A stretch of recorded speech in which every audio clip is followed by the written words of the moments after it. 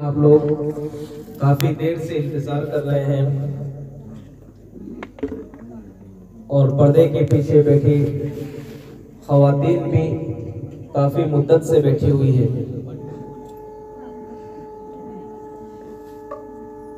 और मैं समझता हूं कि ये देर नहीं है, इसलिए कि आपके यहाँ बयानात का आगाज़ भी सिलसिला जो शुरू होता है तो वो भी तकरीबन रात के दूसरे हिस्से से शुरू होता है, इसलिए कि आप हजरात की खिदमत में पहले भी मैं हाजिर हुआ हूँ और ये सिलसिला अल्हम्दुलिल्लाह जारी है। और पहले भी आप हजरात की खिदमत में कुछ गुफ्तगू मैंने अर्ज़ की थी, कुछ बातें दीन की मैंने आप हजरात की खिदमत में बतलाई थी और मैं समझता हूँ कि उन बातों पर आप हजरात ने अमल भी किया होगा और अल्लाह पाक बस उन्हीं बातों का दोबारा तज़किरा करने के लिए आप हजरात की खिदमत में हाजिर हुआ हूँ। और अल्लाह पाक हम तमाम को दीन पर मुकम्मल तौर पर अमल करने की तौफीक नसीब फरमाए। बुजुर्गों, यकीनन अल्लाह तबारक व तआला ने हमारे लिए जो मजहब पसंद किया है वो मजहब है मजहब इस्लाम।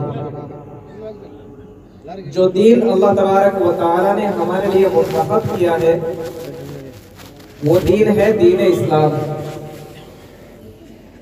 और जो तरीक़ा हमारे लिए अल्लाह तबारक व तआला ने पसंद फरमाया है वो तरीक़ा है नबी करीम सल्लल्लाहु अलैहि वसल्लम का तरीक़ा, हुज़ूर अलैहिस्सलाम का तरीक़ा। और वो महीना भी शुरू हो चुका जिस महीने में हमारे और आपके आका ताजदार मदीना सरवर कायनात मुहम्मदुर रसूलुल्लाह सल्लल्लाहु अलैहि वसल्लम तशरीफ लाए। और हम तमाम की खुशकिस्मती है कि हम नबी करीम सल्लल्लाहु अलैहि वसल्लम की बात को सुनने के लिए, अल्लाह तबारक व तआला के पैगाम को सुनने के लिए हम और आप यहाँ इस मजमे के अंदर जमा हुए। बुजुर्गों और मेरी प्यारी माँ और बहनों, कई दफा ऐसा होता है कि हम लोग अपनी रातें गुजार देते हैं शादियों के मौके पर या किसी गमी के मौके पर या किसी और मौके पर, और हम तमाम वहाँ जमा भी होते हैं, लेकिन बावजूद इसके कि हम वहाँ अपनी बातों के अंदर, अपने घरेलू हालात के अंदर अपनी मुकम्मल रात को हम गुजार देते हैं और उसके बावजूद हम उस रात को वैसे ही गवा देते हैं।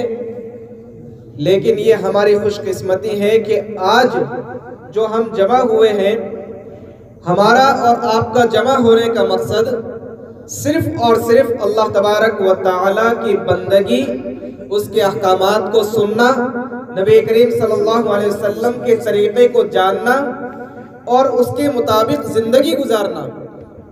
भाई यही ना हमारा मकसद है, यही हमारा मकसद है।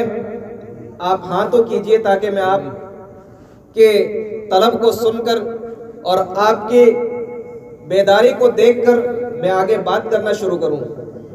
आप हजरात अभी से सोने का प्रोग्राम ना बनाएं, इसलिए कि कुछ लोग सहारा लगाए हुए, टेक लगाए हुए बैठे हैं। तो मैं ये चाहता हूं कि थोड़ा आप तवज्जो दें और तवज्जो के साथ साथ जो बात सुनी जाती है और जो बात बार बार कही जाती है, सुनी जाती है, तो यकीनन ये हमारे दिल के अंदर पेवस्त हो जाती है, दिल में बैठ जाती है। इज़ा तकर्रर तकर्रर फिल क़ल्ब, जब कोई बात बार बार कही जाती है ना तो फिर हमारे दिल के अंदर बैठ जाती है। इसकी जाहिरी सी और सबको समझ में आने वाली बात यह है कि हम में से सब वो लोग हैं कि जिसने, अगर हमारे सामने कोई ऐसे देश का नाम लिया जाए, मिसाल के तौर पर मैं ये कहूं कि हम तमाम जानते हैं कि अमेरिका एक देश है, ईरान एक देश है, इंग्लैंड एक देश है, लेकिन कहते ही फौरन हमारी वो बात समझ में आ जाती है। लेकिन मैं आपसे ये पूछना चाहता हूं, क्या हमने वो देश देखा भी है? नहीं देखा, लेकिन उसके बावजूद हमें फौरन ये दिमाग में आ जाता है कि हाँ है तो सही, हाँ है तो सही। क्यों? इसलिए कि हमने बार बार उसका तज़किरा सुना है, हमने बार बार उसका तज़किरा सुना है, तो फौरन हमारे जहन के अंदर आ जाती है कि हाँ दुनिया के अंदर ऐसा मुल्क है, दुनिया में ऐसे स्टेट हैं, दुनिया में ऐसे देश है। तो जाहिर सी बात है कि फौरन हमारे बात वो समझ में आ जाती है। तो बुजुर्गों, जब कोई बात बार बार कही जाती है, सुनी जाती है, तो हमारे दिलो दिमाग के अंदर वो बात बैठ जाती है। तो इसीलिए दीन की बात का सुनना, दीन की बात का कहना, ये नफा से खाली नहीं है। वज़क्किर फ़इन्न ज़िक्रा तनफ़उल मुमिनीन। नबी करीम सल्लल्लाहु अलैहि वसल्लम को हुक्म दिया गया कि आप नसीहत करते रहिए, नसीहत करते रहिए। क्यों? इसलिए कि नसीहत करना भी मोमिनों को फायदा देता है, मोमिनों को नसीहत करना भी फायदा देता है। जो एक शख्स है कि दीन की बात को अपनी जुबान से बार बार कहता है, दीन की बात को बार बार अपनी जुबान से कहता है, सुनता है, तो उसके दिल के अंदर वो बात बैठ जाती है कि मुझे इन बातों पर अमल करना है। तो आप हजरात ने मुझसे पहले भी कई बातें उलमा इकराम से सुनी है। मैं समझता हूं कि बड़ी कीमती और बहुत बेशबहा वो नसीहतें होंगी आपके लिए। जो भी बात आपने सुनी है दीन की, यकीनन वो फायदे से खाली नहीं होगी। इसलिए हमें चाहिए कि हम उन तमाम सुनी हुई बातों पर अमल करें जो हमारे लिए दीन में नफा बख्श हो। बुजुर्गों, हम जिंदगी गुजारते तो हैं, जिंदगी तो हम गुजारते हैं, लेकिन हमें तो वो जिंदगी गुजारनी है जो जिंदगी नबी करीम सल्लल्लाहु अलैहि वसल्लम ने इस दुनिया के अंदर सहाबा इकराम को करके दिखला दिया, जिंदगी गुजार के दिखला दी। ऐसा नहीं है कि अल्लाह तबारक व तआला ने कुरान करीम को कहीं रख दिया और कुरान करीम चूंकि अरबी जुबान में था और उस अरबी जुबान को सहाबा इकराम जो जानते भी थे, भाई हम सब की जुबान मारवाड़ी है, और मैं एक मारवाड़ी में जुमला कहूं तो आप सब तमाम समझ लेंगे, समझेंगे या नहीं? भाई अपन यहाँ पे जमा हुए हैं तो अपना जमा होने का मकसद नहीं है दीन बात सुननी और दीन की बात पर अमल करना। आप तमाम समझ गए मेरी बात को? ये मारवाड़ी जुबान है और आप तमाम समझ गए। क्यों समझ गए? इसलिए कि हमें मारवाड़ी जुबान समझ में आती है। तो वैसा ही सहाबा इकराम की जुबान जो थी वो जुबान थी अरबी, अरबी जुबान ही थी ना। आप हाँ तो कहिए, अरबी जुबान ही थी। तो अरबी जुबान को सहाबा इकराम समझते थे। तो क्या ऐसा नहीं हो सकता था कि अल्लाह तबारक व तआला बैतुल्लाह पर कुरान करीम रख देते और कुरान करीम रखने के बाद सहाबा इकराम को यह हुक्म दे देते कि भाई वो कुरान जो तुम्हारे लिए दस्तूर है, जो कानून है, जो उसूल है, उस कानून को, उसूल को हमने बैतुल्लाह की दीवार पे रख दिया है। अब तुम जा करके उसूल पढ़ो और पढ़ करके कायदे के मुताबिक अमल कर लो। ये चीज भी तो काफी थी, लेकिन अल्लाह तबारक व तआला ने नबी को भेजा, नबी को भेजा। क्यों? इसलिए कि अपनी अमली जिंदगी गुजार कर दिखलाए, अपनी अमली जिंदगी गुजार कर दिखलाए कि किस तरीके के मुताबिक जिंदगी गुजारनी है, किस तरीके के मुताबिक जिंदगी गुजारनी है। तो हम और आप मेरे दीनी भाइयों, अल्लाह तबारक व तआला ने हम तमाम को मुसलमान बनाया है। क्या बनाया है? मुसलमान बनाया है। तो हमें ये चाहिए कि हम अपनी अमली जिंदगी से ये दिखलाएं कि हम मुसलमान हैं। हम अपनी अमली जिंदगी से ये दिखलाएं कि हम मुसलमान हैं। नबी करीम सल्लल्लाहु अलैहि वसल्लम ने इस्लाम की दावत दी और उस इस्लाम की दावत में नबी करीम सल्लल्लाहु अलैहि वसल्लम उस तहरीक को, मजहब इस्लाम को लेकर चले। तो आज दुनिया के अंदर, हर देश के अंदर, हर स्टेट के अंदर और हर जिले के अंदर, हर शहर के अंदर, हर गांव के अंदर और हर ढाणी के अंदर कोई ना कोई शख्स मुसलमान जरूर नजर आता है। क्या वजह है? क्या वजह है? नबी करीम सल्लल्लाहु अलैहि वसल्लम को अखलाक करीमा का हामिल और अखलाक करीमा का पुतला, अखलाक करीमा का नमूना बना करके नबी करीम सल्लल्लाहु अलैहि वसल्लम को अल्लाह तबारक व तआला ने भेजा। क्या अखलाक थे हुजूर अलैहिस्सलाम के? एक शख्स यहूदी, एक यहूदी जानते हैं आप लोग किसे कहते हैं? यहूदी किसे कहते हैं? यहूदी उस आदमी को कहते हैं जो हजरत मूसा अलैहिस्सलाम की जात पर, उनके नबी होने पर ईमान रखता है, लेकिन वो हुजूर अलैहिस्सलाम की नबूवत का इनकार करता है। तो जो शख्स हुजूर अलैहिस्सलाम की नबूवत को ना माने और सिर्फ हजरत मूसा अलैहिस्सलाम की नबूवत का इकरार करे, यानी हजरत मूसा को नबी माने, हुजूर को ना माने, तो वो शख्स यहूदी है। और इसी तरीके से जो शख्स हजरत ईसा अलैहिस्सलाम को नबी माने और उसके बाद में किसी और को नबी यानी मोहम्मद रसूलुल्लाह सल्लल्लाहु अलैहि वसल्लम को नबी ना माने, तो वो ईसाई होता है। समझ गए? समझ गए ना? मेरी बात समझ में आई?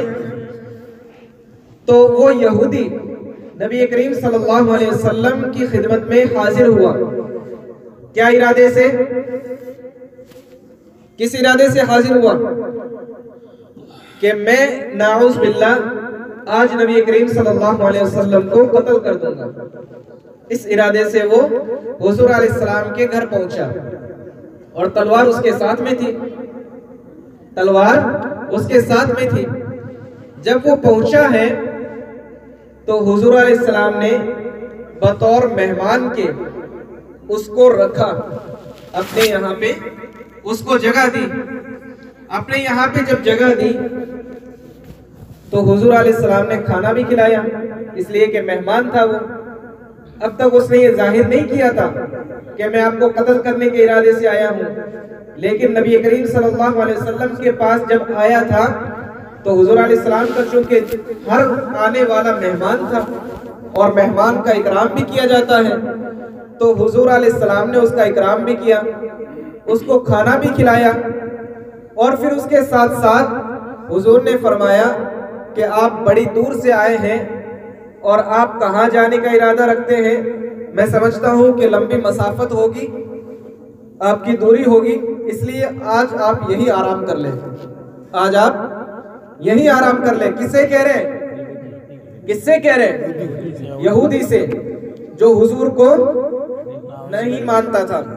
तो उस शख्स को नबी करीम सल्लल्लाहु अलैहि वसल्लम ने फरमाया कि आप यही आराम कर लें। अच्छा, हुजूर अलैहिस्सलाम के घर पर जो बिस्तर था, अब देख ली अखलाक देखिए हुजूर अलैहिस्सलाम के। नबी करीम सल्लल्लाहु अलैहि वसल्लम जो ताजदार मदीना है, जो हमारे और आपके आका है, सरवरे कायनात है, उनके अखलाक देखिए कि हुजूर अलैहिस्सलाम ने जो अपने बिस्तर थे वो बिस्तर उस यहूदी के लिए पेश कर दिए, वो बिस्तर उस यहूदी के लिए पेश कर दिए और फरमाए कि आप यहाँ आराम कर लीजिए। चुनांचे उस यहूदी ने कबूल किया हुजूर अलैहिस्सलाम का बिस्तर। हालांकि हुजूर का बिस्तर ऐसा था कि जिस पर मुशरिक लेटता नहीं था, लेकिन चूंकि हुजूर का वो मेहमान था इसलिए हुजूर ने इकराम किया, हुजूर ने इकराम किया और अपने बिस्तर पर उनको लेटा दिया, आराम की जगह दी।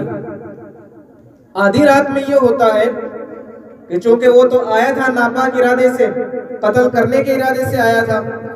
जब आधी रात होती है तो अपना मंसूबा तय करने के लिए, अपने मंसूबे को अंजाम देने के लिए खड़ा होता है और हुजूर अलैहिस्सलाम को देखता है कि वो नमाज में मशगूल है, तहज्जुद की नमाज में मशगूल। और उसने ये किया कि हुजूर अलैहिस्सलाम के जो बिस्तर थे उन बिस्तरों पर पाखाना कर दिया, गंदगी फैला दी। अब हुजूर अलैहिस्सलाम नमाज की हालत में थे और वो यहूदी अपने मंसूबे को तो अंजाम नहीं दे पाया, लेकिन वो बिस्तर नापाक करके रवाना हो गया, वहां से चला गया। अब हुजूर अलैहिस्सलाम ने फारिग होने के बाद देखा कि मेरा मेहमान किधर है, मेरा मेहमान किधर है। इस फिक्र से कि कहीं कोई मेरे मेहमान को तकलीफ तो नहीं हो गई। किस इरादे से, किस इरादे से, बोलिए किस इरादे से, कहीं मेरे मेहमान को तकलीफ तो नहीं हुई, वो यहां से चले क्यों गए। हुआ ये कि जो तलवार वो लेकर आया था उस तलवार को वहीं वो भूल के चला गया। अब आधी दूर जाने के बाद में वहां उसे याद आया कि मैंने तो अपनी तलवार वहीं छोड़ दी है। जब वापस वो अपनी तलवार लेने के लिए आता है तो उस वक्त देखता है कि हुजूर अलैहिस्सलाम, कौन है हुजूर अलैहिस्सलाम, क्या नाम है हमारे नबी का, क्या नाम है, मोहम्मद अहमद, क्या नाम है, मोहम्मद सल्लल्लाहु अलैहि वसल्लम। जब नाम आता है हुजूर का तो दुरूद शरीफ पढ़ा करें, सल्लल्लाहु अलैहि वसल्लम। तो हुजूर अलैहिस्सलाम जो कायनात के नबी हैं, जो नबियों के नबी हैं, नबियों के सरदार हैं, वो उन बिस्तरों को अपने हाथों से साफ कर रहे होते हैं और सहाबा उनके इर्द गिर्द होते हैं, सहाबा देख रहे होते हैं और अल्लाह के रसूल से ये कह रहे होते हैं कि अल्लाह के रसूल इस नापाकी को हम साफ कर दें, इस नापाकी को हम साफ कर दें। तो अल्लाह के रसूल ने क्या फरमाया कि नहीं, आपको मैं तकलीफ नहीं दूंगा, इसलिए कि मेरे मेहमान थे और मैं इसको साफ करता हूं। इस दौरान वो यहूदी आ पहुंचा, किस लिए, अपनी तलवार लेने के लिए। किस लिए आया, अपनी तलवार लेने के लिए आया। तो वहां देखता है कि मंजर तो ये है कि हुजूर अलैहिस्सलाम उस नापाकी को दूर कर रहे हैं और तमाम सहाबा इकराम इर्द गिर्द जमा है। वो यहूदी देख करके कहता है कि अल्लाह के रसूल इस नापाकी को तो बाद में साफ करना, पहले तो मेरे दिल की नापाकी को साफ करो, मुझे कलमा पढ़ाओ। मैं तुम्हारे अखलाक देख करके रह नहीं सका और मुझे मुसलमान होने पर आपके अखलाक ने मजबूर कर दिया। कुर्बान जाइए ऐसी हस्ती पर कि जिन्होंने ये अखलाक पेश करके दिखलाए हैं, अखलाक करीमा पेश कर दिखलाए हैं कि हर आदमी उनके अखलाक के सामने मजबूर हो गया इस बात पर कि नहीं, जो आप मजहब लेकर आए हैं, जो दीन आप लेकर आए हैं, वो दीन सच्चा है, कामिल है, मुकम्मल है, उस दीन के अंदर कोई नुक्स नहीं है। इसलिए आप हमें कलमा पढ़ाइए और पहले मेरे दिल की गंदगी को साफ कीजिए। ये नबी करीम सल्लल्लाहु अलैहि वसल्लम के अखलाक थे। हुजूर अलैहिस्सलाम, एक यहूदी का जनाजा जा रहा है, यहूदी समझ गए ना किसे कहते हैं, एक यहूदी का जनाजा जा रहा है। हुजूर अलैहिस्सलाम देख करके खड़े हो गए, जनाजा देखकर, जी बोलिए, जनाजा देखकर क्या हुआ, जनाजा देखकर क्या किया हुजूर अलैहिस्सलाम ने, बोलिए, आप लोग बोलते ही नहीं है, नींद आ रही है आप लोगों को, नबी खड़ा हो गया। हाँ, हुजूर अलैहिस्सलाम क्या किया, हुजूर अलैहिस्सलाम ने खड़े हो गए। खड़े हुए सहाबा इकराम ने पूछा कि अल्लाह के रसूल, ये तो यहूदी का जनाजा है। हुजूर अलैहिस्सलाम ने फरमाया, अलैसा नफ्सन, क्या ये जान नहीं है। यानी जब वो इस जमीन पे चल रहा था तो क्या वो इंसान नहीं था, इंसान तो था, गर्चे मुसलमान नहीं था लेकिन इंसान तो था। इसलिए हुजूर अलैहिस्सलाम ने उस यहूदी के जनाजे का भी इकराम किया, उस यहूदी के जनाजे का भी इकराम किया। आज हम लोग क्या करते हैं कि गैर तो गैर, अगर अपना भी कोई आ जाए शादी के अंदर झगड़े हुए हैं, शादी के अंदर झगड़े हुए हैं, चाचा है, भतीजा है या दादा है, उसका लड़का है, चाची है या भांजा है, दोनों आपस में इख्तिलाफ हुए हैं। अच्छा, उस इख्तिलाफ के अंदर अब शादी का जब मौका आया तो हम कहते हैं कि जब तक वो नहीं बुलावे मैं जाऊं को नहीं, जब तक वो मारा घर आर माफी नहीं मांगे मैं जाऊं को नहीं। क्यों? इसलिए कि वो तो मुझसे छोटा है, उसे चाहिए कि मेरे पास आके माफी मांगे, मुझसे माफी मांगे। जब वो माफी मांग ले सी जदी मैं भी शादी में शरीक होऊंगा। क्यों भाई? ये किसका तरीका है? किसका तरीका है? अरे आपको तो पहल करनी चाहिए कि वो छोटा है ना समझ है, वो तो छोटा है ना समझ है। आपको चाहिए कि आप उन्हें समझाएं कि बेटा इस तरीके के मुताबिक ये काम कीजिए और साथ दीजिए। और अगर बड़ा है, बड़े के लिए हुक्म ये है कि छोटे के पास चला जाए, उससे उसकी आजिज़ी खत्म नहीं होगी। और अगर वो झुक भी जाए अल्लाह के लिए तो अल्लाह तबारक व तआला उसे बुलंद फरमाते हैं। जो शख्स झुक जाता है तो अल्लाह तबारक व तआला उसे बुलंद फरमाते हैं। मन तवाज़अ लिल्लाह रफ़अहु अल्लाह। जो अल्लाह के लिए झुकता है अल्लाह तबारक व तआला उसे बुलंद फरमाते हैं, झुकाता नहीं है। और हमें क्या होता है कि हम तो जब तक वो बुलावना नहीं आवे मैं जाऊंगा नहीं। क्यों? वो तो फुला काम करोड़ो है, गलती करोड़ी है भी है, और जब तक वो आर पर माफी नहीं मांग ले मैं जाऊंगा नहीं। क्यों भाई? ये कहाँ का रिवाज है? नहीं। अगर बड़ा है तो उसे चाहिए कि वो पहल कर ले, अगर छोटा है तो उसे चाहिए वो पहल कर ले।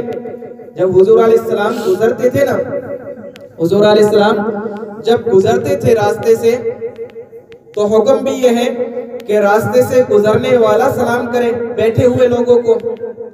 रास्ते से गुजरने वाला शख्स, एक बात सुन लीजिए, सलाम को आम करना ये हमारी जिम्मेदारियों में से है, ये हमारी जिम्मेदारियों में से है। इस्लाम का शिआर है, एक निशान है, मुसलमान की पहचान है। इसलिए सलाम का रिवाज हमें, चाहे बड़ा हो चाहे छोटा हो, मर्द हो औरत हो, बच्चा हो जवान हो बूढ़ा हो, हर एक शख्स को सलाम की आदत डालनी चाहिए। और अब के बार जब मैं आपकी खिदमत में हाजिर होऊंगा इंशाअल्लाह दोबारा, तो मैं आप हजरात से पूछूंगा कि आपने सलाम के रिवाज को कितना बढ़ाया है। सलाम के रिवाज को भाई मैं आप लोगों की खिदमत में वहां से हाजिर हुआ हूँ तो कम से कम एक बात तो अपने दिलो दिमाग के अंदर उतारिए, एक सुन्नत को तो लीजिए ताकि हमारे वहां से आना कबूल हो, आपका यहाँ आधी रात को जमा होना कबूल हो इंशाअल्लाह। एक सुन्नत को अपना लीजिए और दिल में ये बैठा लीजिए कि जरूर भी जरूर इंशाअल्लाह उल अजीज हम सलाम को आम करेंगे। और पूरे गांव के अंदर, देहात के अंदर जो भी शख्स होगा, छोटा होगा, बड़ा होगा, बूढ़ा होगा, जवान होगा, चाहे अधेड़ उम्र होगा, हर शख्स सलाम को इस तरह पहल करने के अंदर मुसाबका, जिस तरीके से सहाबा इकराम को कोई मिल जाता था तो पहल करते थे कि सलाम मेरी तरफ से हो, सलाम मेरी तरफ से हो। ऐसा ना हो कि सामने वाला शख्स मुझसे सलाम कर दे, इससे पहले मैं सलाम कर दूं, इससे पहले मैं सलाम कर दूं। सलाम करना सुन्नत है, समझ गए? सलाम करना सुन्नत है और उसका जवाब देना वाजिब है, इसका जवाब देना वाजिब है। इसलिए हमें चाहिए कि हम सलाम में पहल करें, सलाम में पहल करें। और अगर कोई शख्स सलाम कर दे तो हमें चाहिए कि हम उसका जवाब दें। जिस तरीके से अजान होती है, अजान भी मसनून है, सुन्नत है, उसका जवाब भी दिया जाता है। पता है आप लोगों को, जब अजान होती है तो अजान का भी जवाब दिया जाता है और उसका जवाब देना भी सुन्नत है। इसलिए हमें चाहिए कि हम सलाम को आम करें। गुजरने वाला शख्स जहां देख ले कि लोग बैठे हुए हैं तो गुजरने वाला शख्स, उसको हुक्म यह है कि वो बैठे हुए लोगों को सलाम करे। जब घर में कोई बड़ा आ जाए तो छोटों को चाहिए कि सलाम करें, सलाम के अंदर पहल करें, समझ गए? तो ये हुक्म है और हम में से हर शख्स ये इरादा कर ले, नियत कर ले कि हम सलाम को आम करेंगे। और अल्लाह तबारक व तआला सलाम को आम करने वाले के लिए नबी करीम सल्लल्लाहु अलैहि वसल्लम की जुबानी भी इरशाद फरमा रहे हैं, अफ़शुस सलाम, सलाम को आम कीजिए। इस्लाम की पहचान है, ये मुसलमान की शान है। जिस तरीके से हमारा लिबास ये होना चाहिए कि हम कुर्ता पहने, पायजामा पहने, टोपी रखें, ये हमारा लिबास होना चाहिए, ये हमारा लिबास होना चाहिए, हमारा पहनावा होना चाहिए। तो इसी तरीके से हमारी जुबान पे हर वक्त सलाम होना चाहिए। बाज़ दफा क्या होता है कि एक शख्स छोटा गुजर रहा है, अब उसे सलाम का पता नहीं है, लेकिन बड़ा भी ये समझता है कि जब तक छोटा सलाम नहीं करेगा मैं सलाम नहीं करूंगा, जब तक छोटा सलाम नहीं करेगा मैं सलाम क्यों करूं। अरे भाई, अगर तुम सलाम करोगे तो हो सकता है कि बच्चे के जहन में वो बात आ जाए और बच्चा सलाम करने लग जाए। तो हमें सलाम के अंदर झिझकना नहीं है और सलाम में पहल कर देनी है। करेंगे भाई, करेंगे, सब करेंगे। पर्दे के पीछे माँ और बहनों, आपसे भी कह रहा हूँ, आपसे भी गुजारिश है, सलाम को आम करें। इसलिए कि जो बचपन के अंदर रिवाज डाल दिया जाता है तो बच्चा उसे भूलता नहीं है, उसके जहन के अंदर वो बैठ जाती है बात कि हमें सलाम करना है, और हुजूर अलैहिस्सलाम की सुन्नतों में से है, इसलिए हमें चाहिए कि हमें अपनाना चाहिए। फिर उसके बाद बात आती है, अच्छा, हुजूर अलैहिस्सलाम का फरमान ही है, हुजूर अलैहिस्सलाम ने फरमाया अस्सलामु क़ब्ल अल कलाम, बात करने से पहले सलाम करो। समझ गए? बात करने से पहले हमारे यहाँ तो क्या होता है, सबसे पहले तो मैं गाड़ी देवा ने बात कलाम शुरू करा। बात तो जब शुरू करते हैं जब गाली हो जाए। अरे भाई, ये गाली कोई सलाम थोड़ी है, सलाम है क्या है? कहने वाला भी अपनी जुबान खराब कर रहा है और सुनने वाला, जाहिर सी बात है कि जब कहने वाला अगर गाली दे दे तो सुनने वाला कहाँ बर्दाश्त करेगा, सुनने वाला कहाँ बर्दाश्त करेगा। एक मर्तबा हमने देखा कि कोई स्टेशन पे किसी शख्स को लेने के लिए आया और उसने आते ही फौरन सलाम की। सलाम तो की उसने अल्हम्दुलिल्लाह, और बहुत अच्छे तरीके से सलाम की। सलाम करते ही उसने गाली दे दी, सलाम करते ही उसने गाली दे दी। तो देखिए, सलाम मसनून है, सुन्नत तरीका है, और गाली ये शैतान का अमल है। इसका शैतान का अमल है। इसलिए हम में से हर शख्स चाहिए कि गाली तो हमारी जुबान पे आए ही ना, गाली तो हमारी जुबान पे, बोलिए, आनी ही नहीं चाहिए, बल्कि सलाम और सलामती का तरीका और अच्छे अंदाज के साथ बात कहना, अच्छे अंदाज के साथ बात कहना। कई दफा ऐसा होता है कि हम अपने घरों के अंदर किसी को बुला रहे होते हैं, हम अपने घरों में किसी को बुला रहे होते हैं, तो एक शख्स को हम कहते हैं, मिसाल के तौर पे बेटे को आप बुला रहे हैं अपने, तो आप गुस्से में भी कह सकते हैं बेटा इधर आओ, अरे बेटा सुनता नहीं इधर आ, ऐसे भी कह सकते हैं।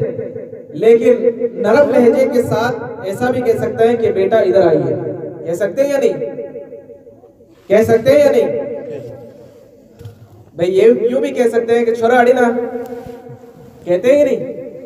और उसके नाम के साथ भी पुकार सकते हैं। मिसाल के तौर पे ज़ैद नाम है, उमर नाम है, तो ऐसे भी बोल सकते हैं ओ उमर अड़ी ना है।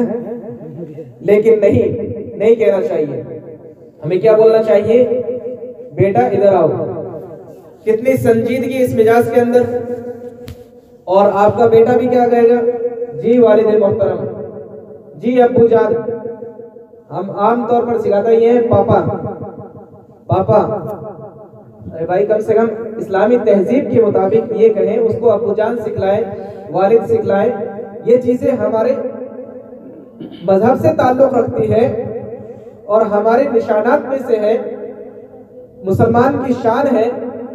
और इन चीजों को देखकर बाज़ दफा दूसरे के दिलों में ये बात पैदा हो जाती है कि देखो कितना अच्छा मजहब है।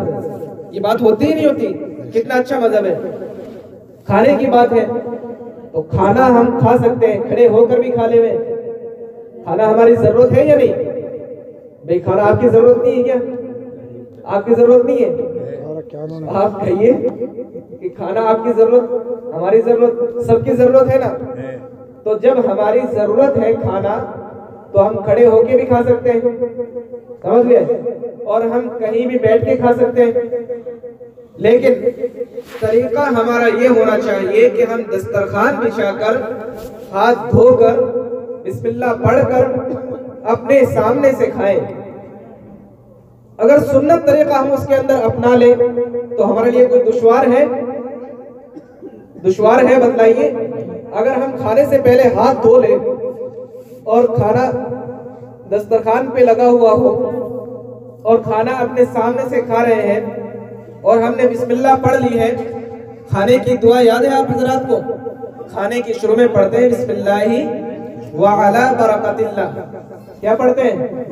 बिस्मिल्लाहि व अला बरकतिल्लाह। ये दुआ हम पढ़ते हैं, हुजूर अलैहिस्सलाम ने सिखलाई है, समझ गए। एक शख्स, एक सहाबी जो छोटी उम्र के थे, हुजूर अलैहिस्सलाम जब खा रहे थे और वो बच्चे भी साथ में खा रहे थे जो कम उम्र थे, सहाबी थे, तो वो अपने आगे से नहीं खा रहे थे, कभी इधर से लिया कभी इधर से लिया। तो हुजूर अलैहिस्सलाम ने फरमाया बिस्मिल्लाह पढ़िए और अपने सामने से खाइए, अपने सामने से खाइए। भैया अगर मुख्तलिफ चीजें रखी हो तो आप हो सकता है कि दूसरे जगह से, दूसरों के सामने से अलग प्लेट के अंदर हाथ में वो चीज ले सकते हैं। फ्रूट रखे, बहुत सारे फ्रूट रखे, आपको इस्तेमाल करना है जो आप ले सकते हैं। लेकिन जो एक थाली के अंदर मुकम्मल एक सालन रखा है तो आप अपने सामने से खाएंगे या उस तरफ से खाएंगे? किस तरफ से खाएंगे आप? अपने सामने से तो खाएंगे या किधर से खाएंगे? बतलाइए, किधर से खाएंगे? सामने से खाना है। क्यों?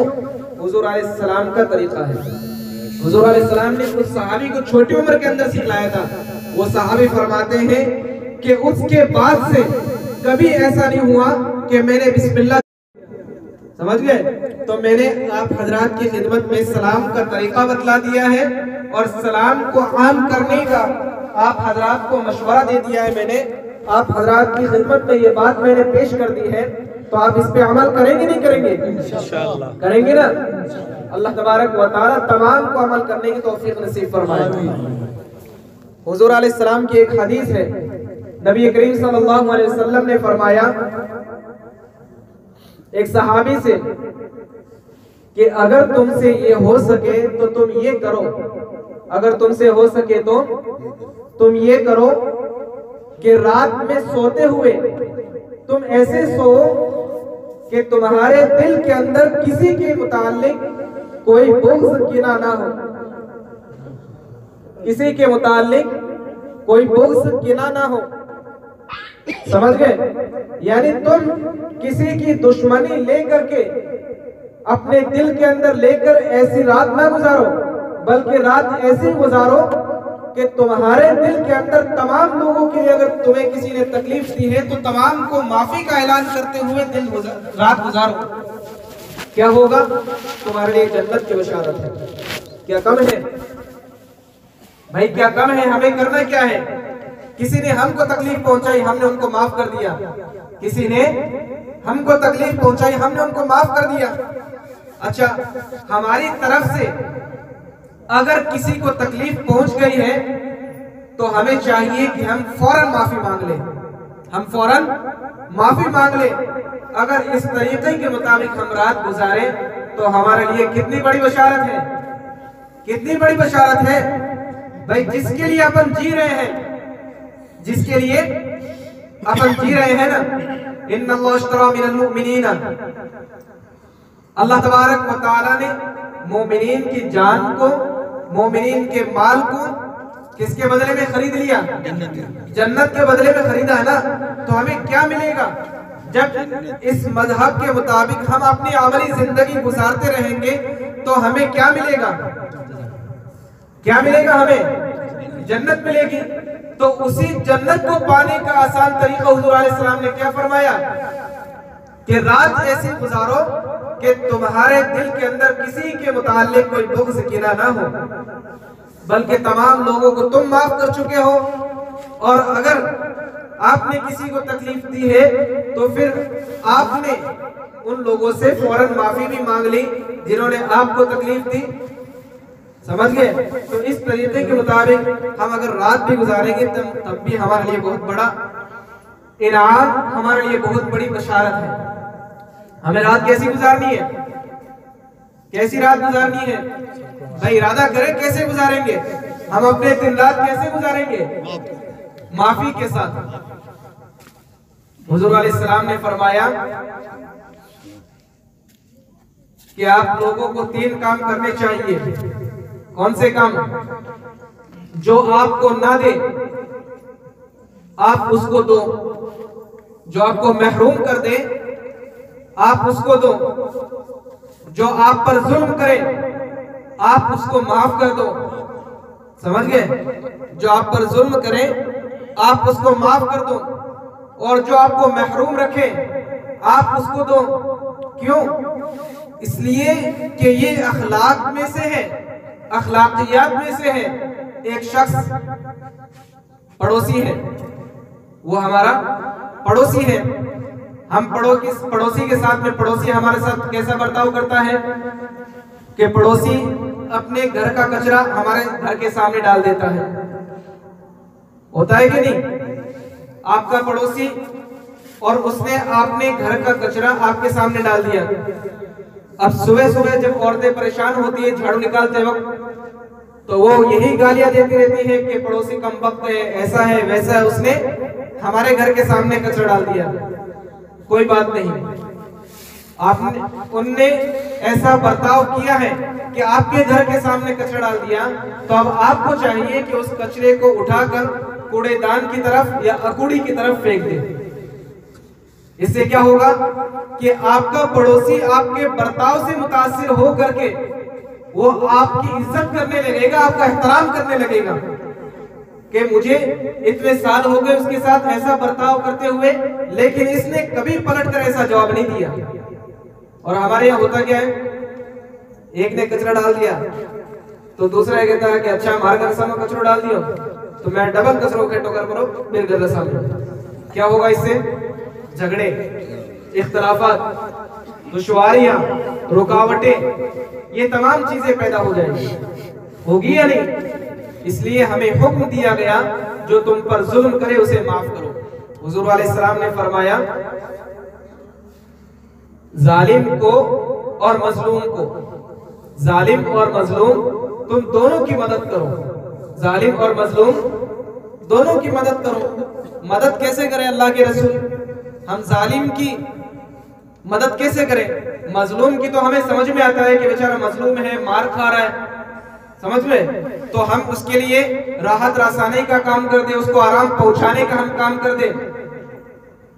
हुजूर अलैहिस्सलाम ने फरमाया कि दोनों की मदद करो। सहाबा ने पूछा कि अल्लाह के रसूल मजलूम की मदद नहीं, मजलूम समझ गए किसे कहते हैं? मजलूम, आवाज नहीं आ रही आप लोगों की? मजलूम जिसके ऊपर जुल्म हो रहा है, जिस शख्स पर जुल्म हो रहा है, हम उसकी कैसे मदद करें? कैसे मदद करते हैं? मिसाल के तौर पर किसी आदमी के साथ कोई हादसा हो गया, ठीक है, फिर उसके बाद हमने उसकी पट्टी और उसको आराम कराने की जगह या उसको हॉस्पिटल तक पहुंचाना, जो भी काम है वो हमने किए, वो मजलूम की मदद है। उसके घर के अगर कुछ खाने के लिए ना हो तो हमने पहुंचा दिया, अगर साहिबे इस्तिताअत नहीं है तो हमने उसका इंतजाम कर दिया। ये तमाम की तमाम तो मजलूम की तो मदद की, लेकिन जालिम की मदद कैसे करें? तो अल्लाह के रसूल ने फरमाया अगर जुल्म करने वाला है तो तुम उसका हाथ रोक लो, ये जालिम की मदद है। जुल्म करने से उसका हाथ रोक लो, ये जालिम की मदद है।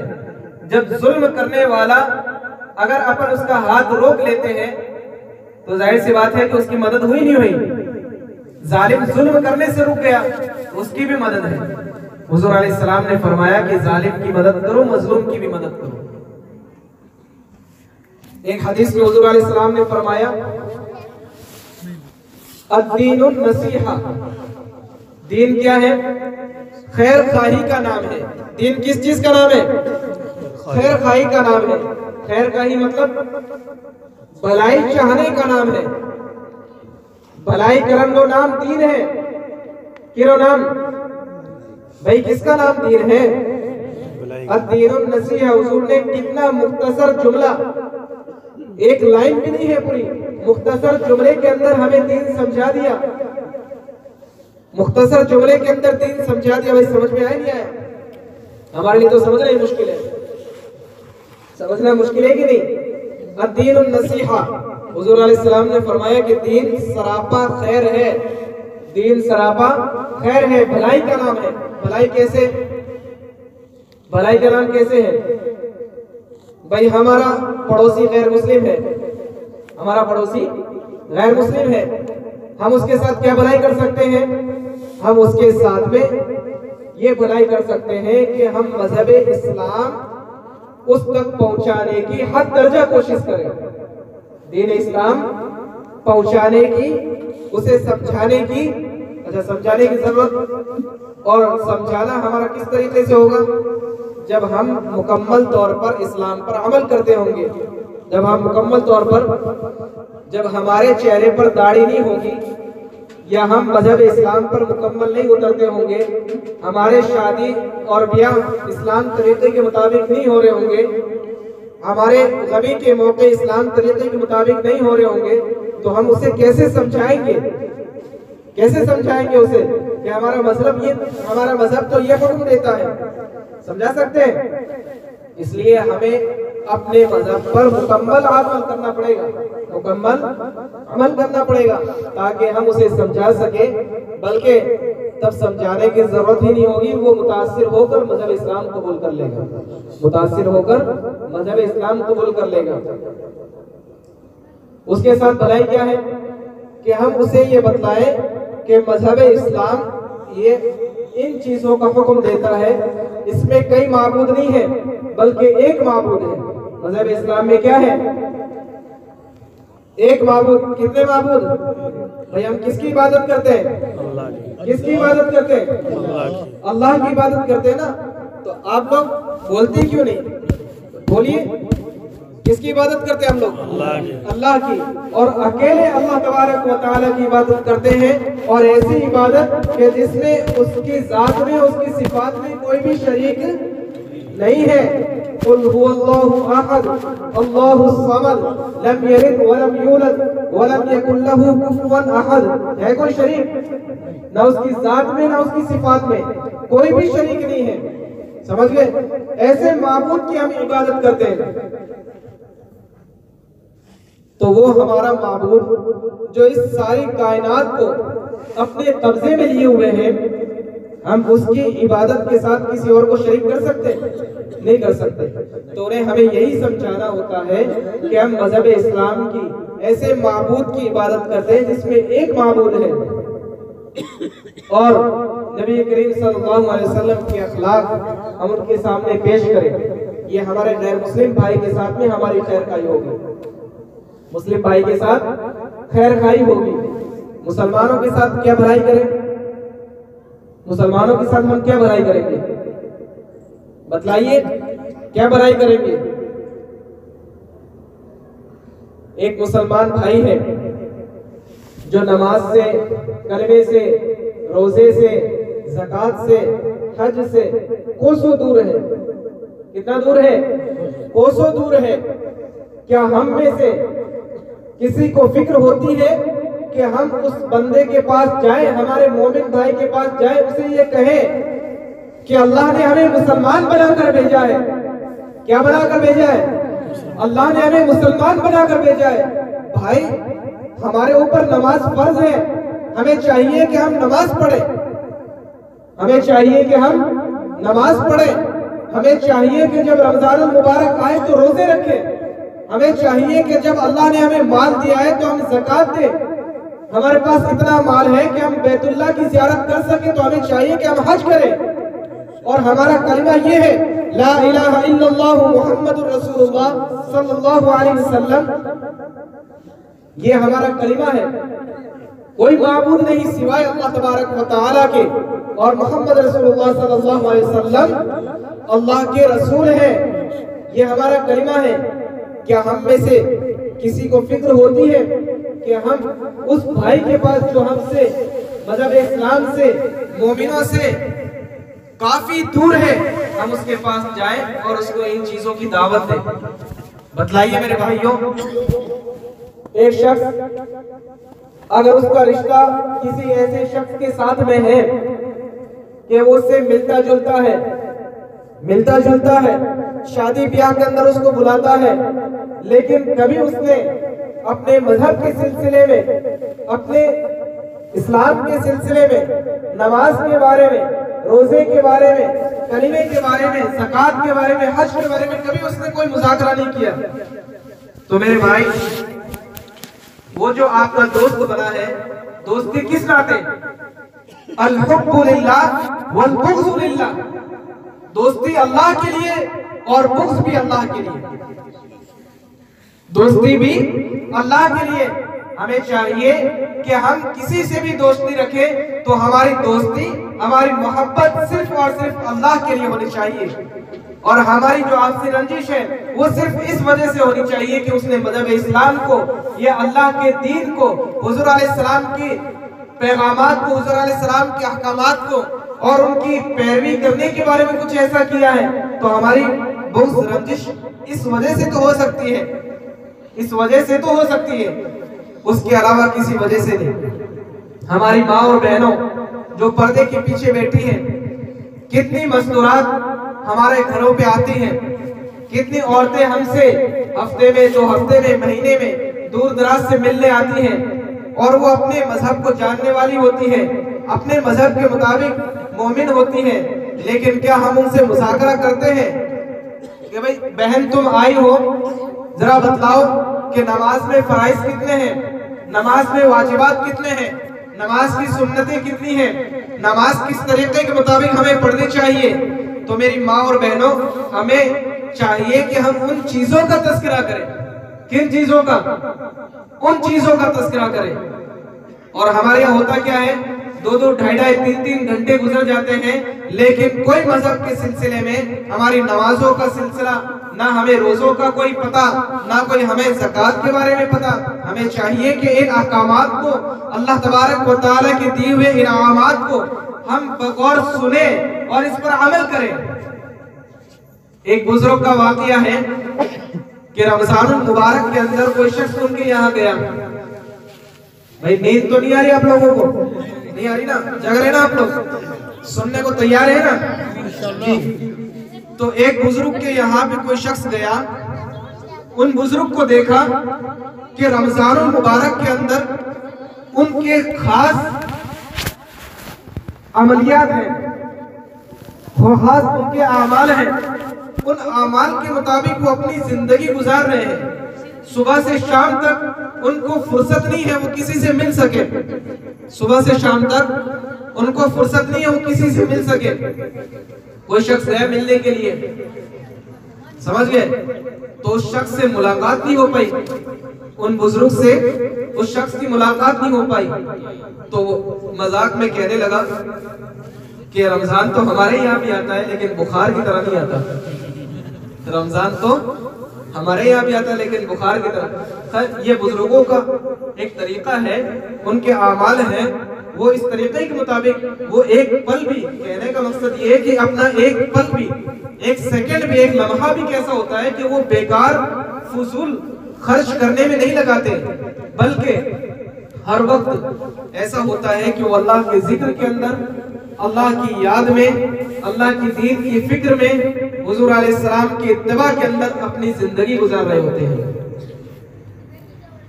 किसी ने पूछा कि भाई अल्लाह वाला होने की पहचान क्या है? एक शख्स किसी खानका में गए। खानका किसे कहते हैं आप जानते हैं?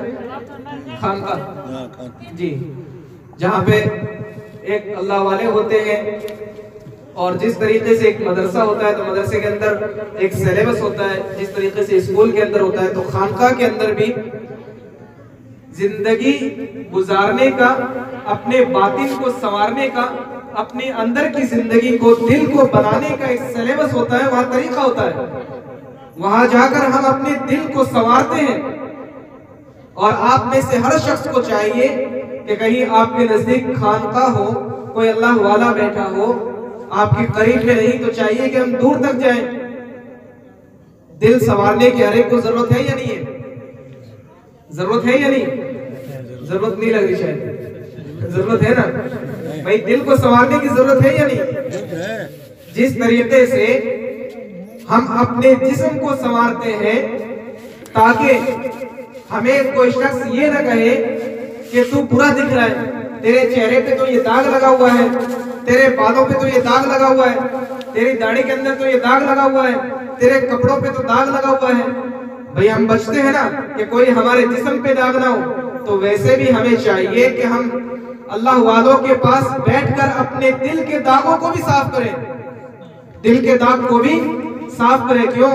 इसलिए कि जब आदमी एक गुनाह करता है तो उसका दिल एक धब्बा लग जाता है उसके दिल पर, और दिल सियाह होना, काला होना शुरू हो जाता है। हदीस में तो आता है हत्ता कि जब गुनाह करता रहता है तो दिल बिल्कुल सियाह हो जाता है, और फिर उसके बाद नेक बात सुनने की तौफीक दिल तक नहीं होती, नेक बात दिल के अंदर जाती तक नहीं है। जाहिर सी बात है कि आप समझ सकते हैं कि एक बर्तन के अंदर जब आपने पानी डाल दिया है तो पानी के बाद में क्या आप उसके अंदर और सामान भी डाल सकते हैं? नहीं डाल सकते ना। जब बर्तन को किसी चीज से भर दिया है तो भरने के बाद क्या फिर और अलग से भी चीजें डाल सकते हैं? नहीं डाल सकते, एक चीज आती है। इसी तरह हमारा दिल है, दिल एक ज़र्फ है, बर्तन है।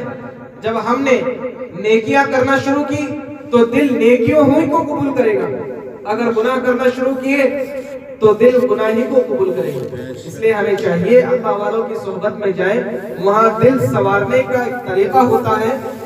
तो वो शख्स अल्लाह वाले की सोहबत में गया खानका के अंदर और ये कहने लगा कि मुझे जो है आपके साथ में एक दिन एक रात गुजारना है। तो उन्होंने अल्लाह वाले ने कहा कि बिल्कुल गुजारिए। बोलता है कि मैं आपकी करामत को देखना चाहता हूँ। किसको? मैं आपकी करामत को देखना चाहता हूँ। उन बुजुर्ग ने कहा चलिए हमारे साथ रहिए। तो कोई एक रोज एक रात दिन रात रहने के बाद में वो शख्स जब जाने लगा, वो शख्स जब खानका से जाने लगा तो उसने सवाल, उन बुजुर्ग ने सवाल किया कि क्या जो आप एक तमन्ना लेकर आए थे, जो एक तलब लेकर आए थे, जिस चीज को आप देखने के लिए आए थे, क्या आप उस मकसद में पहुंच चुके, उस मंजिल तक पहुंचे? तो कहने लगे कि नहीं, मुझे आप में तो कोई करामत नजर नहीं आई, मुझे आप में तो कोई करामत नजर नहीं आई। बहुत बड़ी बात है ये और सुनने के काबिल है। उन्होंने कहा कि आपको मेरी करामत तो नजर नहीं आई, मुझे ये बतलाइए कि पूरे दिन रात के अंदर कोई काम मैंने ऐसा किया जो सुन्नत के खिलाफ हो, वो मुझे बतलाइए। जो सुन्नत के खिलाफ हो, अगर कोई मैंने ऐसा काम किया तो मुझे बतलाइए। तो कहने लगा कि ये तो ऐसा नहीं हुआ, आपका खाना हुजूर के तरीके के मुताबिक, आपका पीना हुजूर के तरीके के मुताबिक, आपका बैठना हुजूर के तरीके के मुताबिक, आपका चलना हुजूर के तरीके के मुताबिक, सारे काम तो हुजूर के तरीके के मुताबिक थे। तो कहने लगे कि बेटा, इससे बड़ी कोई करामत नहीं होती कि जो शख्स अपने दिन रात सुन्नतों के मुताबिक गुजार ले, जो शख्स अपने दिन रात सुन्नत तरीके के मुताबिक गुजार ले। आपने सुना है ना बकौर, और बहुत सी मर्तबा आपने सुना होगा कि आखिरी दौर में अल्लाह का वली वो शख्स होगा जो अपने फराइज को अंजाम दे ले और अपनी हैसियत के मुताबिक सुन्नतों पर अमल कर ले। सुना है ना? तो इन फराइज को हम अंजाम दे ले, सुन्नतों के मुताबिक हम अपनी अमली जिंदगी गुजारना शुरू कर दे, तो जाहिर सी बात है मैं समझता हूं कि आपसे बड़ा कोई वली नहीं हो सकता, आपसे बड़ा कोई वली नहीं हो सकता। हम अपनी जिंदगी अमली तौर पर हुजूर अलैहिस्सलाम की सुन्नत के मुताबिक जिंदगी गुजारना शुरू कर दे, तो क्या सुन्नत तरीके से बढ़कर भी कोई तरीका है? हम इत्तिबा किसकी करते हैं? किसकी इत्तिबा करते हैं?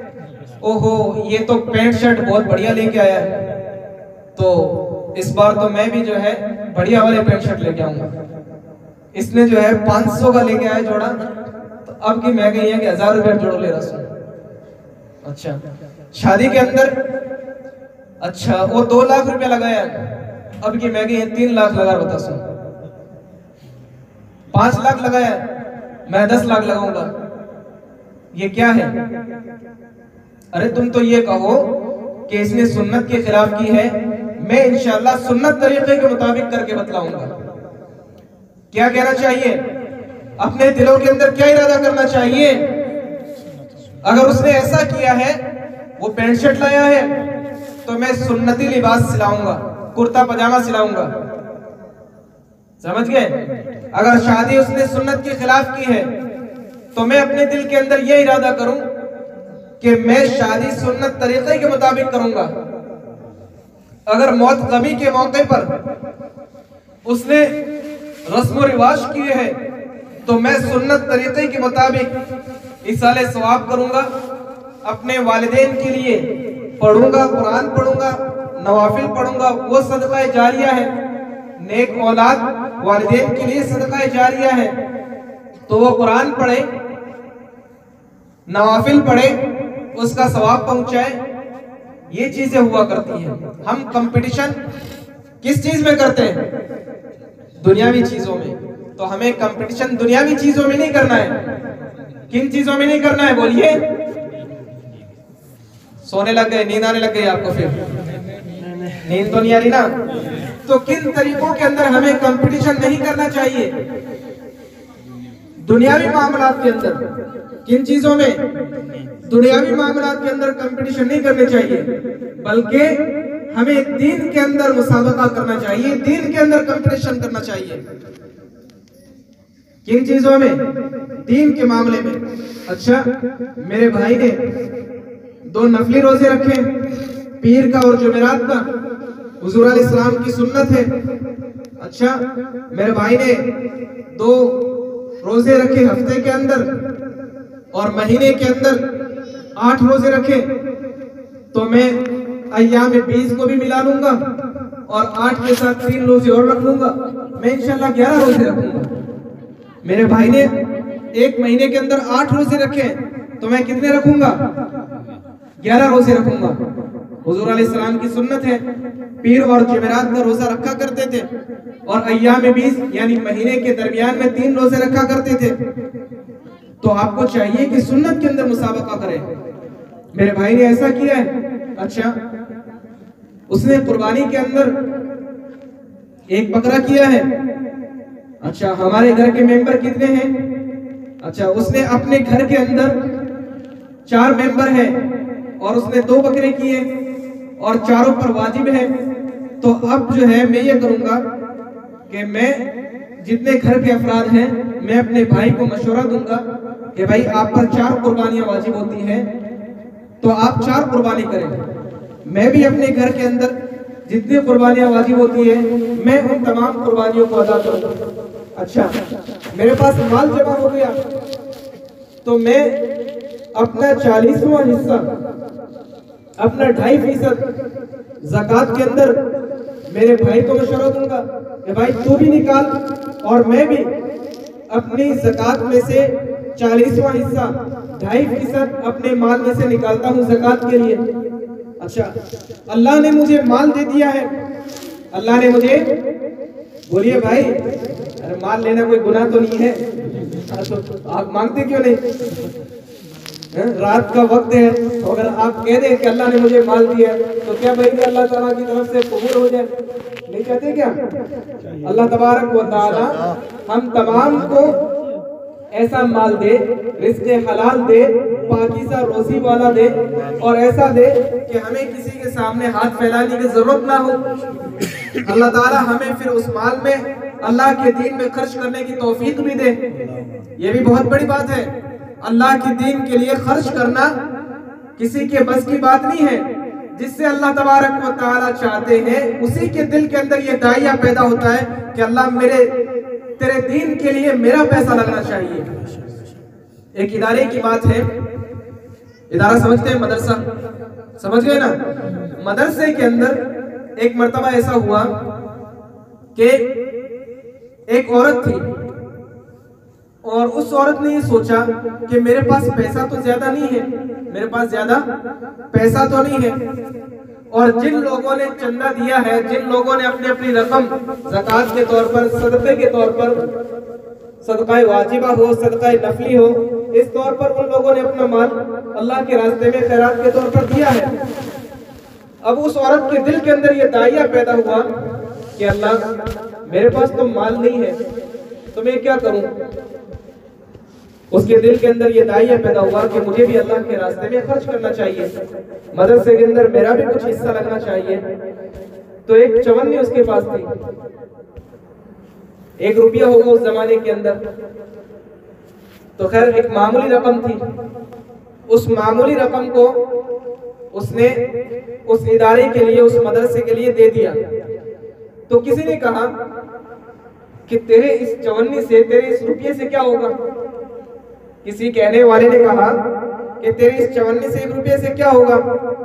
तो वो औरत ने जवाब दिया कि रोज़े महशर, क़यामत के दिन मैं अल्लाह तबारक व तआला की बारगाह में इतना तो कह सकूंगी कि अल्लाह मैंने तेरे इदारे के लिए, तेरे दीन की मेहनत होने वाली जगह के लिए जो मेरे पास इस्तेताअत थी, जितनी मेरे पास रकम थी, मैंने उस रकम को तेरी दीन की खिदमत के लिए देने की कोशिश की और दे दिया। इतना तो कह सकूंगी। भाई जाहिर सी बात है, एक आदमी के पास अगर लाखों की, करोड़ों की मिल्कियत है तो अपनी हैसियत के अनुसार देता है, अपनी हैसियत के मुताबिक देता है। और जिस शख्स के पास हो ही 10 रुपए तो वो क्या देगा, अपनी हैसियत के मुताबिक 1 रुपया देगा। लेकिन कम से कम ये कह तो पाएगा क़यामत के दिन कि अल्लाह तेरी दीन की खिदमत के लिए मैंने जैसा मेरे पास था मैं हाजिर था, तेरे दीन की खिदमत के लिए जैसा भी मेरे पास जो कुछ भी था मैं हाजिर था उसके लिए। समझ गए। तो ये बात है, दीन का दाइया, दीन की नश्र व इशाअत का दाइया, दीन फैलाने का जरिया, ताअवनु अलल बिर्रि वत तक़वा वला ताअवनु अलल इस्मि वल उद्वान, नेकियों पर, नेकी के कामों पर, भलाई के कामों पर हमें चाहिए कि हम मदद करें, और गुनाह के कामों पर कभी मदद ना करें। गुनाह के कामों पर, दुश्मनी के कामों पर हम कभी मदद ना करें किसी की। एक शख्स जो ये चाहता है कि यार इनका घराना जो है बहुत अच्छे तरीके से गुजर रहा है, यार इतना एक पीढ़ी जो है ये लोग अच्छा एक पूरे मुकम्मल तौर पर अपना एक खानदान बना करके, अपना एक पूरा कुंबा बना करके ये लोग हमेशा से साथ में रहते हैं। ऐसा करें कि इनके भाइयों के दरमियान क्या है कि कोई जोड़ करवा है, कहीं करावा भाई यार बीच में गई है, अनबन करावा, कभी साथ मत दो, कभी साथ मत दो। अगर आप नेकी का काम नहीं कर सकते तो बुराई के काम में कभी हाथ ना बटाओ, कभी भी हाथ ना बटाओ। भलाई का काम है। हाँ, एक बंदा है उसके पास, वो मांगने के लिए अपना हाथ भी नहीं फैलाता है, किसी के पास जाता भी नहीं है, समझ गए। और वो बंदा अपनी घर के अंदर जैसी जिंदगी कट सके वैसी काटता है। तो हमें चाहिए कि हम निगाह रखें, हम ध्यान रखें कि हमारी बिरादरी में, हमारे मोहल्ले में, हमारे गांव में, चाहे वो कैसा भी हो, मुसलमान होना उसका जरूरी नहीं है। क्या भाइयों, बुजुर्गों, मुसलमान होना उसका जरूरी नहीं है। अगर आपके गांव में, आपके देहात में अगर एक शख्स भी ऐसा है तो आपको निगाह रखनी चाहिए कि हाँ हमारे गांव के अंदर देहात में गैर मुस्लिम है, वो बेचारा ऐसा माजूर है और उसके पास कुछ आमद का जरिया नहीं है, तो हमें चाहिए कि हम चुपके से उसको कुछ दे दें। हमें पता नहीं था, हाफिज साहब ने हमें बतला दिया कि यार हमारे गांव के अंदर एक शख्स वैसा भी रहता है, अल्लाह ने उनको ऐसी हालत में जिंदगी दी है। फौरन बता दिया, ताअवनु अलल बिर्रि वत तक़वा, नेकी के कामों में पहल करो, मदद करो। मुआवनत करो, फौरन लब्बैक कहो। जब आपको भलाई का रास्ता मिल जाए तो फौरन हाजिर रहो। बुराई का रास्ता अगर दिखे फौरन रुक जाओ। बुराई के रास्ते के लिए फौरन रुक जाओ और भलाई के कामों में फौरन आगे बढ़ो। करेंगे या नहीं? हाँ, हमें करना चाहिए। इसलिए कि दीन सरापा खैर का नाम है। दीन किस चीज का नाम है? सरापा खैर का नाम है, भलाई का नाम है। और अल्लाह तबारक व तआला ने तो मोमिनीन की जानों को और मोमिनीन की मालों को, हमारी जान भी किसकी दी हुई? किसकी दी हुई है?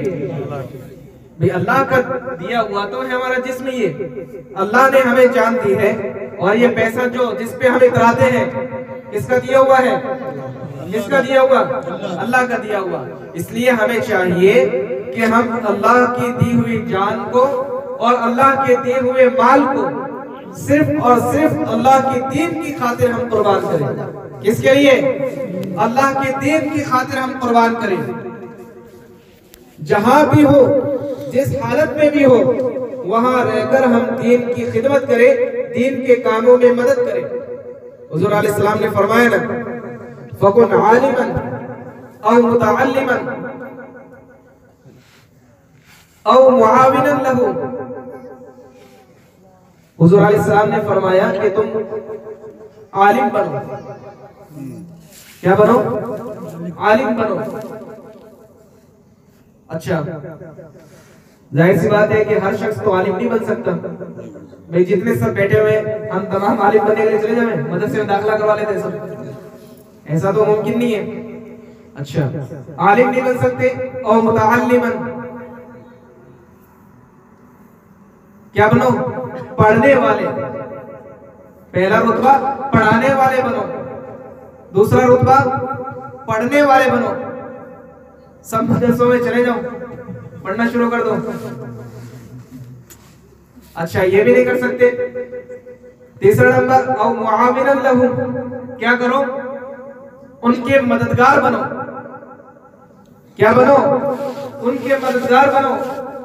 मदरसा है, खैर का काम है, बच्चे पढ़ रहे हैं, अल्लाह के दीन के लिए हम अपना पैसा लगाएं। अच्छा, ये भी नहीं कर सकते, हमारे पास पैसा भी नहीं है। वंजुर इलैहि खैरन, क्या करो? एक मोहब्बत भरी खैर की निगाहों से हम देखो। खैर की निगाहों से, मोहब्बत भरी निगाहों से देखो पढ़ने वालों को, पढ़ाने वालों को मोहब्बत की निगाहों से देखो। ये भी बहुत बड़ी चीज है, ये भी बहुत बड़ा इनाम है अल्लाह तबारक व तआला का। फिर हुजूर अलैहिस्सलाम ने फरमाया, वला तकुरिल खामिस, पांचवा मत बनना। पांचवा मत बनना। पांचवा क्या? कि उनके मुखालिफ ना बनो, दीन के काम में रोड़े अटकाने वाले ना बनो। 4 दर्जे तो बतलाए कि पढ़ाने वाले बन जाओ, पढ़ाने वाले नहीं बन सकते। पढ़ने वाले बन जाओ, पढ़ने वाले नहीं बन सकते। अच्छा, उनकी मदद करने वाले बन जाओ, मदद करने वाले नहीं बन सकते। दीन के कामों में क्या करें? भाई जिनको सुस्ती आ रही वो चाय पी ले, लेकिन बात को सुने। बात सुनो भाई। हाँ, बात सब सुने। हाँ, बिल्कुल बिल्कुल, बेदारी का सबूत देख रही है। अच्छा, थके हुए तो बंद कर सकते हैं, कोई ऐसी बात नहीं है। अल्हम्दुलिल्लाह काफी बात हो गई है। क्या टाइम हो गया? वक्त क्या हो गया? 11 जी, 11:15। हाँ, तो 11:15 ही है।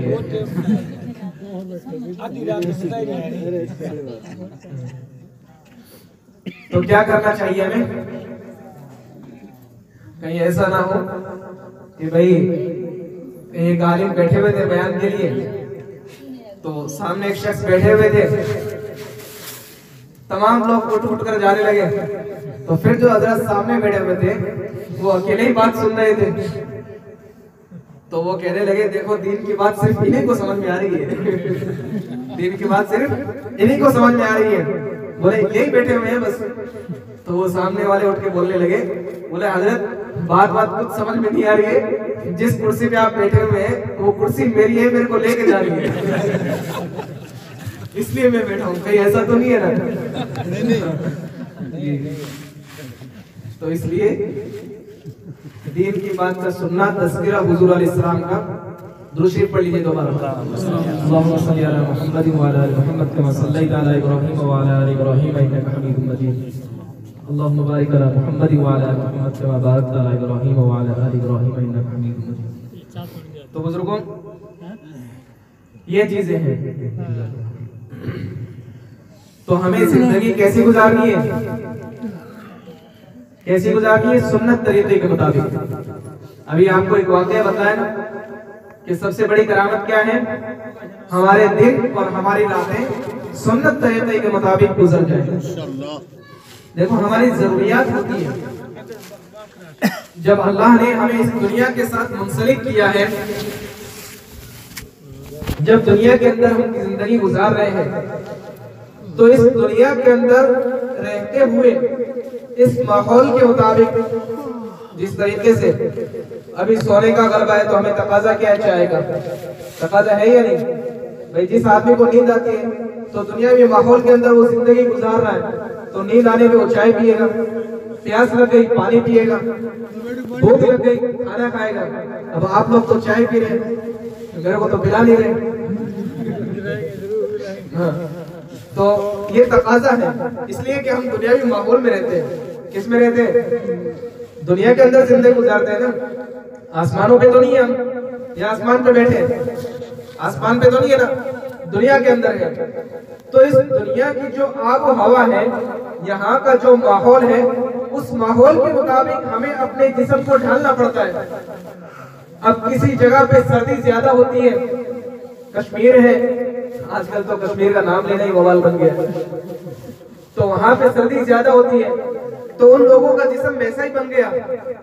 खुद यूपी के अंदर सर्दी ज्यादा होती है, 40 दिन का चिल्ला होता है, तो वहां का माहौल वैसा है। हमारे राजस्थान के अंदर, चूरू के अंदर, फलौदी के अंदर 2 जगहों पे खास टेम्परेचर रहता है, सर्दी का, गर्मी का। जानते हैं ना आप लोग? भाई ये तो सब जानते ही है, दुनिया की बातें हैं, जानते हैं ना? तो चूरू में और फलौदी के अंदर 2 जगह हाई टेम्परेचर रहता है, गर्मी का, सर्दी का। तो वहां के लोगों की जिंदगी वैसी हो गई, वो लोग उसको कबूल कर लेते हैं। लेकिन हम में से अगर कोई शख्स कश्मीर जाके रहने लगे, अब तो इजाजत भी हो गई, तो अगर जाके हम बस जाए वहां पे, तो हमें सर्दी ज्यादा लगेगी। लगेगी या नहीं? लगेगी सर्दी। क्यों? इसलिए कि हमने इस माहौल के अंदर जिंदगी गुजारी है कि जहाँ पे सर्दी कुछ कम हो। अच्छा, वैसे ही अगर हम किसी ऐसे माहौल के अंदर चला जाए कि जहाँ गर्मी ज्यादा हो, तो फिर हमारा जिस्म वैसा ही बन जाता है जैसा माहौल होता है। कहने का मकसद यही है कि जैसा माहौल होता है, उस माहौल के मुताबिक हम जिंदगी गुजारना शुरू कर देते हैं। अब कई देहात ऐसे हैं, बल्कि राजस्थान के अंदर तो पहले ये मशहूर था ना, हमारे असातिज़ा इकराम तो आज तक हमें दर्स के अंदर ये कहा करते थे। 4-5 साल पहले भी ये बात हुई, हम जब दर्स में बैठे थे कि राजस्थान में पानी कम है, हमने कहा कि हज़रत अब कम नहीं है, अब तो बहुत है। तो खैर, पहले राजस्थान में बहुत पानी की कमी थी, तो जब कमी थी तो क्या जिंदा रहते नहीं थे लोग? जिंदा रहते थे। कमी थी तब भी जिंदा रहते थे, इसलिए कि माहौल वैसा बन गया था। उन लोगों ने अपने जिस्म को वैसा फिट कर लिया। जिस तरीके से एक गाड़ी को आप पेट्रोल पे चलाओ, फिर वो पेट्रोल पे फिट हो जाती है, गैस पे लो तो झटके मारना शुरू हो जाते हैं, ऐसा होता है ना? तो इसी तरीके से जहां पानी की कमी हो, तो अल्लाह तबारक व तआला उनकी जिस्म वैसा बना देता है कि कम पानी के साथ में भी वो अच्छे तरीके से जिंदगी गुजार लेते हैं। जहां पानी की फरावानी होती है, ज्यादा होता है, तो उन लोगों को फिर वैसी प्यास भी लगती है, वैसा बदन गर्म भी होता है, ठंडक उन्हें ज्यादा चाहिए, तो जिस्म फिर वैसा ही बन जाता है। तो जब हमने दुनिया के अंदर आंखें खोली हैं, तो इस दुनिया के अंदर हमारे कई तकाजे हैं, कई तकाजे हैं ना। उन तकाजों में क्या है? उन तकाजों में यह है कि जब अल्लाह तबारक व तआला ने हमें भूख का एहसास करवाया, तो हमें फौरन जो है खाने की तरफ देखना पड़ता है। हमें प्यास का एहसास हुआ तो फौरन हमें पानी की तरफ देखना पड़ता है, और जब हाजत का तकाजा हो तो फौरन हम बैतुल खला का रुख करते हैं। ये जरूरियात में से है, समझिए। गुस्ल की भी जरूरत होती है, दुनिया के अंदर है तो निकाह की भी जरूरत है, ये भी हमारे जरूरियात दीन में से है।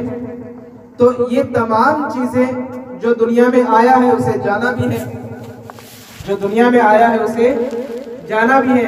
अल्लाह तबारक व तआला हमारे तमाम मरहूमीन को जन्नत में, जन्नतुल फिरदौस में आला मकाम नसीब फरमाए, और पसमानदगान को सब्र जमील नसीब फरमाए, और उन तमाम के लिए जन्नत की खिड़कियां खोल दे, और तमाम के तमाम लोगों को अभी जो मौजूद हैं, दुनिया में जिंदगी गुजार रहे हैं, उन तमाम को मजहब इस्लाम पर हुजूर की सुन्नत तरीके के मुताबिक जिंदगी गुजारने की तौफीक नसीब फरमाए।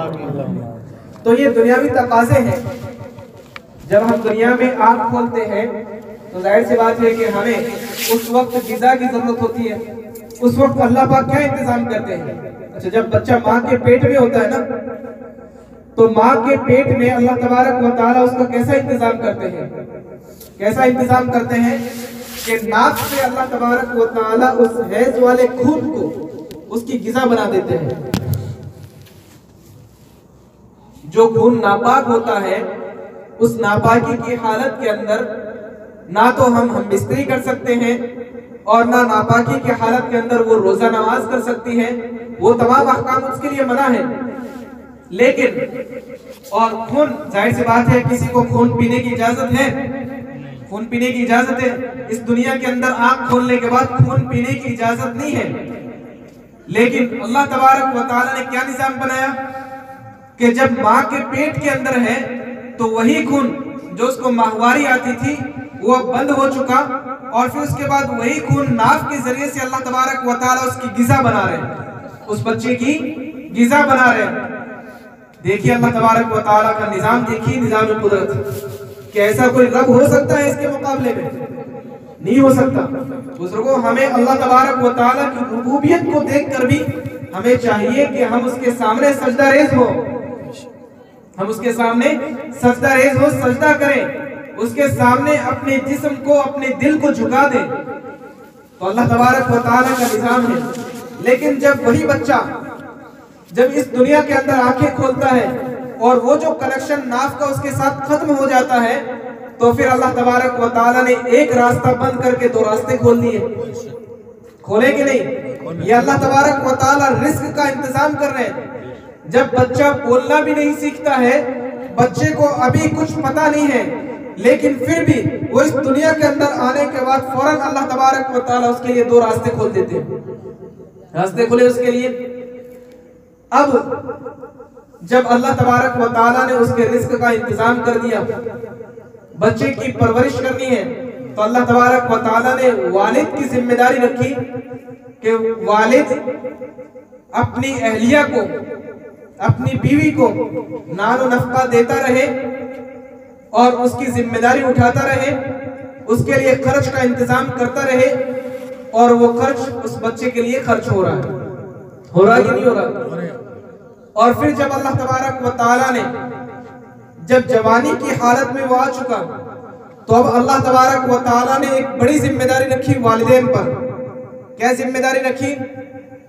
कि सबसे पहले तो उस जवानी से पहले अल्लाह तबारक व तआला ने जिम्मेदारी ये रखी कि इसको दीन की तालीम देना, अच्छी तालीम का इंतजाम करना, ये वालिदैन के जिम्मेदारियों में से है। औलाद के लिए दीन की तालीम का नज़्म करें, उसका इंतजाम करें, बंदोबस्त करें। फिर उसके बाद जब वो जवानी के दहलीज पर कदम रखता है, तो फिर उसके लिए हुक्म दिया कि अब जो है जल्द से जल्द उसके रिश्ते का इंतजाम करें। किसका? सुन नहीं रहे आप लोग? किसका इंतजाम करें? रिश्ते का। कब? जब जवानी की उम्र पर आ जाए। आजकल होता क्या है, उम्र हो रही है 30 साल, नौजवान लड़की है, उसकी उम्र हो गई है और जवानी के बाद की वो जिंदगी गुजार रही है, वालिदैन की जिम्मेदारी बनती है। बुजुर्गों सुनिए इन बातों को, वालिदैन की जिम्मेदारी बनती है कि बालिग होने के बाद फौरन उसका रिश्ते की तैयारी में लग जाए, उसके रिश्ते की तैयारी में लग जाए। वरना होगा ये कि अगर औलाद किसी गुनाह के अंदर मुलव्विस हो गई, औलाद ने अगर कोई गुनाह कर दिया, तो वालिदैन भी रिश्ता न करने की वजह से उतने ही जिम्मेदार होंगे कि जितना गुनाह उस औलाद को मिल रहा है, उतना ही गुनाह उन वालिदैन को भी मिलेगा जिन्होंने जवान होने के बाद रिश्ते के लिए कोशिशें नहीं की है। इसलिए हमें चाहिए कि फौरन जवानी के बाद ऐसा ना हो, कई उम्र हो जाए और उम्र का एक खास मरहला गुजर जाए, उसके बावजूद कोई रिश्ते की तैयारी ना हो। इसलिए हमें चाहिए कि जो वालिदैन की जिम्मेदारियां हैं, वालिदैन की जिम्मेदारियों में से है कि जब बच्चा जवानी के दहलीज पर कदम रखे तो सबसे पहला हम उसकी जिम्मेदारी ये बनती है कि हम अच्छी जगह, मुनासिब जगह उसका रिश्ता तय कर दें। अब जब उसका रिश्ता तय हो चुका, अब वो उस हिस्से में आ चुका है कि उसके ऊपर जिम्मेदारियां बढ़ चुकी है, उसके ऊपर जिम्मेदारी बढ़ चुकी है। अब जिम्मेदारी जब बढ़ चुकी है तो वो क्या करेगा कि अब अगर उसको औरत आ गई है, उसकी शादी हो गई है, तो अब वो अपनी अहलिया का, अपनी बीवी का खर्च उठाएगा, खर्च अब वो उठाएगा, उसकी जिम्मेदारी बन चुकी है। जब तक वालिदैन साथ में है कोई बात नहीं, बहुत अच्छी बात है, और अगर वालिदैन साथ ना हो तो जिम्मेदारी किसकी बनती है? उसी की बनेगी। फिर उसके बाद में अल्लाह तबारक व तआला ने ये मकाम रखा, उसके करीबी रिश्तेदार है, आस पड़ोस है, अब वो चूंकि रिश्तेदारी के अंदर आ चुका है तो अब तमाम रिश्तेदारियों को उसे पास व लिहाज रखना है, किसी रिश्तेदारी को तोड़ना नहीं है बल्कि रिश्तेदारियों को जोड़ने का हुक्म है। हुजूर अलैहिस्सलाम ने फरमाया सिल मन क़ताअक। अभी जो आप हजरात की खिदमत में मैंने दो बातें पेश की थी, ये तीसरी बात रह गई थी, उसी हदीस का टुकड़ा है। सिल मन क़ताअक कि जो तोड़े उससे जोड़ो, जो तोड़े, समझ गए भाई? आपके साथ में किसी ने रिश्तेदारी तोड़ दी है, आपको चाहिए कि रिश्तेदारी जोड़े, रिश्तेदारी जोड़े। निकाह के अंदर, खुतबे के अंदर 3 चीजें कही जाती है, आपको मालूम होगा, निकाह का खुतबा तो सुना होगा। हर एक के अंदर ये आयत है, या अय्युहन्नास तक़ू रब्बकुम, ये लोगों अल्लाह से डरो, ये लोगों अल्लाह से डरो। यानी जो तुम रिश्ता कर रहे हो, ये रिश्ता सुन्नत के मुताबिक करो। इस मामले में तुम्हें आखिर उम्र तक, जब तक तुम्हारी जिंदगी रहेगी, हर मामले में तुम अल्लाह से डरते रहो। इस मकाम पर खास लिहाज रखा जाता है। क्यों? इसलिए कि दोनों बंधन ऐसे जुड़ रहे हैं कि इन दोनों को एक दूसरे के हुकूक का खास ख्याल रखना है, एक दूसरे के हुकूक का खास ख्याल रखना है। होता यह है कि 1 महीने पहले शादियों की बातें चल रही थी और शादी करने को तैयार थे, एक दूसरे ने तय कर लिया था कि हम दोनों को रिश्ता करना है। फिर उसके बाद में शादी भी हो गई और 2 महीने नहीं गुजरते उससे पहले नौबत आ जाती है कि नहीं, हम तो अपनी बेटी को छुड़ाएंगे, हमने अपने बेटे से तलाक दिलवाना है। क्यों भाई? अभी तो 2 महीने भी नहीं गुजरे हैं, अभी तो तुम्हारी जिंदगी एक दूसरे से मुंसलिक हुई है, अभी तो दोनों के एक दूसरे के मिजाज को तुमने समझा नहीं है, दूसरे के खानदान को अभी तक नहीं समझा, उससे पहले ये क्या नौबत आई? इसलिए कि पहले सुन्नत के खिलाफ कर चुके हैं, इसलिए कि पहले सुन्नत के खिलाफ कर चुके हैं। माँ बाप ने कहा कि बेटा जो तुम्हारी पसंद है वो हमारी पसंद नहीं है, बल्कि जो हमारी पसंद है तो उससे रिश्ता कर लो, जो हमारी पसंद है। वालिदैन ये कहते हैं और वालिदैन कोई अपनी औलाद के बारे में कभी बुरा सोचते हैं क्या? कभी नहीं सोचते। वालिदैन ने कहा कि बेटा तू ही सुब्याह कर ले, कि जो मैं पसंद करे थार वास्ते तू भी सुब्याह कर। बेटा कहा नहीं मैं देख लियो, पसंद कर लियो, मैं तो भी सुब्याह कर सकूं।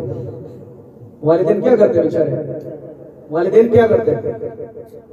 वालिदैन कहते हैं कि अगर हमने इजाजत नहीं दी तो खुदा न करे कहीं ऐसा हो जाए कि हमारी नजरें नीचे हो जाए, हमें जिल्लत उठाना पड़े, कहीं कोई ऐसा काम न कर बैठे कि जिसकी वजह से हमें शर्मिंदगी हो। तो माँ बाप इजाजत दे देते हैं, न चाहते हुए इजाजत दे देते हैं, और 2 महीने के बाद वही रिजल्ट है, कुछ भी नहीं होता। बल्कि खुद शौहर जो है इस बात पर इतनी हद तक गिर चुका होता है कि नहीं मुझे तो रखना ही नहीं है, एक रात मुझे भी नहीं रहना है, मैं तो तलाक दूंगा। या बेटी वालों की तरफ से कि नहीं मन तो इसको जवाई चाहिए को नहीं, मैं तो तलाक दिलासा। अरे भाई इन्होंने दोनों ने एक दूसरे की पसंद के मुताबिक किया था ना, एक दूसरे की पसंद के मुताबिक किया था। अब क्या हुआ? सुन्नत के खिलाफ कर चुके थे, पहले सुन्नत के खिलाफ कर चुके थे। जब तक निकाह ना हो जाए उससे पहले एक दूसरे से बात करने की इजाजत नहीं है, उससे पहले एक दूसरे से बात करने की इजाजत नहीं है। रिश्ता हो गया, हाँ मजहब इस्लाम में एक मर्तबा देखने की इजाजत है, एक मर्तबा देखने की इजाजत है, और अगर ना देखे तो कोई हर्ज वाली बात नहीं है, ऐसा नहीं है कि जरूरी है। हाँ अगर कहीं ऐसा माहौल हो कि एक मर्तबा पहले मियाँ बीवी को सामना करवा दिया जाता है तो बस एक मर्तबा देखने की इजाजत है, उसके बाद ना बात करने की ना दोबारा देखने की। समझ गए? तो इस तरीके के मुताबिक पहले तो नहीं किया, सुन्नत के खिलाफ कर लिया, एक दूसरे से बातें भी हो रही थी। आजकल तो मोबाइल फोन आ गए तो चीटिंग भी हो रही थी। भाई क्यों? इसलिए कि सारी आजादियां मिल चुकी हैं, सुन्नत के खिलाफ करे जा रहे हैं, फिर उसके बाद में ये रिजल्ट आता है। होता ये कि अगर वालिदैन के हुक्म के मुताबिक करते तो जिंदगी भी अच्छी गुजरती और अल्लाह तबारक व तआला जिंदगी में सुकून भी देते, और वही चीज तुम्हारे लिए नजात का जरिया बन जाती है। अभी कुछ दिनों पहले की बात है, एक नौजवान लड़का मेरे पास आया और उसने ये कहा कि मुफ्ती साहब ऐसी बात है कि मैं एक लड़की से प्यार करता हूँ। हमारी माओ बहनों आप भी तवज्जो दें और जो मेरे सामने बैठे हुए बुजुर्गान आप भी इस बात पर तवज्जो दें। उसने कहा कि मेरे माँ बाप ने एक जगह रिश्ता कर दिया, जो मेरे करीबी रिश्तेदार हैं उस जगह मेरा रिश्ता कर दिया, और हुआ ये कि मैं जिस लड़की से प्यार करता हूँ वो तो है दूसरी, और जिसके साथ मेरा रिश्ता हुआ वो मुझे पसंद नहीं है, जिसके साथ मेरे वालिदैन ने रिश्ता किया है वो मुझे पसंद नहीं है। तो अल्लाह का बहुत बड़ा एहसान समझता हूँ कि वो लड़का शादी करने से पहले ही उलमा की सोहबत में रहने की वजह से उसने ये मसला पूछ लिया, वरना आम तौर पे होता ये है कि बाद ही में जिक्र करते हैं, बाद में ही कहते हैं कि मौलवी साहब ऐसा कर लिया अब क्या करो, पछताने के अलावा और क्या करेंगे, पछताने के अलावा और क्या कर सकते हैं। तो उसने अल्हम्दुलिल्लाह पहले से ये मामला मेरे सामने रखा, तो मैंने उनको कुरान की आयत पढ़ के सुनाई, समझाया, तो उसने कहा कि हमारे साथ ऐसा मामला हुआ है। तो अल्हम्दुलिल्लाह जब उसको मैंने बात समझाई तो उसको बात समझ में आ गई, और उसने कहा कि इंशाअल्लाह मैं अब ऐसा ही करूंगा कि जिनके साथ में, जिस लड़की के साथ में मेरा रिश्ता मेरे वालिदैन ने किया है मैं उसी से शादी करूंगा, और जिस लड़की से मैं प्यार करता था उससे मैं शादी नहीं करूंगा, बल्कि मैं हमेशा से उसके बोलचाल खत्म कर दूंगा। मैंने कहा अगर तू ऐसा ही करेगा तो इंशाअल्लाह तेरे वालिदैन भी खुश रहेंगे और तेरी जिंदगी भी अच्छी गुजरेगी। इसलिए कि बाज़ दफ़ा ऐसा होता है कि जिसे हम अपनी निगाहों से अच्छा समझते हैं वो हमारे लिए बुरा होता है, और जो हम बुरा समझते हैं अपनी निगाहों के अंदर वो हमारे लिए हो सकता है अच्छा हो।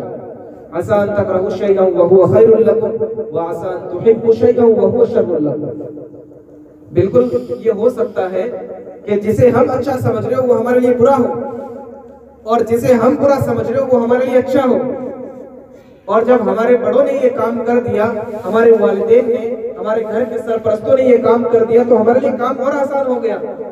हुआ कि नहीं? हमारे लिए और काम आसान हो गया कि हमारे बुजुर्गों की दुआएं इसके अंदर शामिल हाल है, हमारे बुजुर्गों की दुआएं इसके अंदर मिली हुई है, हमारे माँ बाप का साया है, हमारे वालिदैन ने जहां तय कर दिया हम वहां रिश्ता कर लेंगे। तो इसमें वालिदैन की दुआएं भी शामिल हाल होती है और अल्लाह तबारक व तआला जिंदगी भी आसान कर देते हैं। वरना आमतौर पर होता यह है कि करने के बाद फिर बतलाते हैं, फिर उसके बाद पछताने के अलावा कोई चारा नहीं होता। खुद एक जगह का वाकया है, दूसरे दिन का मामला। अपनी पसंद के मुताबिक शादी की, शादी करने के बाद दूसरे ही दिन हुआ ये कि जिस लड़की के साथ में उसका रिश्ता होना था, जिसे वो पसंद कर रहा था, सामने 2 बहनें थी। ये मैं आप हजरात को इसलिए आपकी खिदमत में अर्ज कर रहा हूँ कि हमारा और आपका माहौल कोई अलग नहीं है। मैं कहीं और जगह से नहीं आया हूँ, समझ रहे? जो हमारे यहाँ मामला पेश आते हैं वो आपके यहाँ भी पेश आते हैं। और ये दीन की बातें हैं, दीन के अहम मसाइल है। अगर हमने अपनी औलाद की जिंदगी को बर्बाद कर दिया या औलाद ने अपने हाथों अपनी जिंदगी को बर्बाद कर दिया तो हमारे लिए बहुत बड़ा खसारा है, बहुत बड़ा नुकसान है। इसलिए आप हल्के में नहीं ये चीजें। और पर्दे के पीछे माँ और बहनों, आप भी इस बात को समझे, गौर फिक्र करें इस बात पर कि अगर हमने अपने बच्चों का रिश्ता मुनासिब जगह पर ना किया तब उनकी जिंदगी बहाल होनी है। और इसी तरीके से अगर औलाद ने नासमझी की बिना पर कोई रिश्ता कर लिया जो वालिदैन को पसंद ना हो तब भी उसके अंदर नुकसान ही नुकसान है। इसलिए हमें चाहिए कि हम अपनी जिंदगी वैसी गुजारें जैसे हुजूर अलैहिस्सलाम ने हमें तालीम दी है। इसके बाद में एक वाक़या जिक्र करूंगा, एक सहाबी का। आप हज़रात ताज्जुब करेंगे उस वाक़े पे। तो पहले ये मैं जिक्र करता हूँ जो एक वाक़या और करीबी है, हमारे रिश्तेदार थे, उनके साथ में पेश आया और आज तक वो भुगत रहे उस मामले को, आज तक भुगत रहे। सामने 2 बहनें थी और एक भाई ने कहा कि मुझे तो वो लड़की पसंद है, उसके साथ मैं रिश्ता करूंगा। वालिदैन इनकार कर रहे थे। वालिदैन ने कहा कि बेटा बहुत दूर है और हमारा और तुम्हारा रिश्ता भी जो है ऐसा रिश्ता है कि वहां आना जाना और वहां फिर अपनी बातें रखना सब कुछ गैर मुनासिब है, अच्छा नहीं है। तो औलाद ने जिद कर ली बेटे ने। तो फिर ये हुआ, सामने वालों ने कहा कि भाई ऐसा है कि हम एक तो नहीं देंगे, देंगे तो दोनों देंगे, देंगे तो हमारे 2 लड़कियां हैं और हम दोनों देंगे, एक तुम्हारे छोटे वाले को दे देंगे, एक बड़े वाले को। अच्छा, बड़ा वाला रिश्ता करना ही नहीं चाहता था वहां पे, लेकिन मजबूर होकर छोटे भाई का लिहाज रखते हुए, छोटे भाई पर शफकत करते हुए उसने ये जाना कि चलो कोई बात नहीं, मैं भी ये रिश्ता कर लेता हूँ। हो गया। दूसरे या तीसरे दिन की बात है, आधी रात को वो लड़की वहां से अपने घर पे चली गई और आज तक वो दोनों बहनें अपने घर पे बैठी हैं और आज तक उनका मामला कोर्ट में चल रहा है, कोई हल नहीं है और लाखों रुपए खर्च कर चुके हैं। ये हमारे घरेलू मसले हैं। हम नमाज पढ़ रहे हैं, नमाज का सवाब, नमाज का फरीजा अपनी जगह, रोजा रख रहे हैं उसका फरीजा अपनी जगह, लेकिन अगर घरों के अंदर ये मामला हो तो हम कैसे दीन पर मुकम्मल उतर रहे हैं, कैसे मुकम्मल उतर रहे हैं। एक सहाबी का वाक़या अर्ज करूं मैं आप हजरात की खिदमत में, भाई जाग तो रहे ना आप लोग जी। तो एक वाक़या, एक सहाबी, उन्होंने एक लिफाफा भेजा, खत भेजा। उन्होंने ये कहा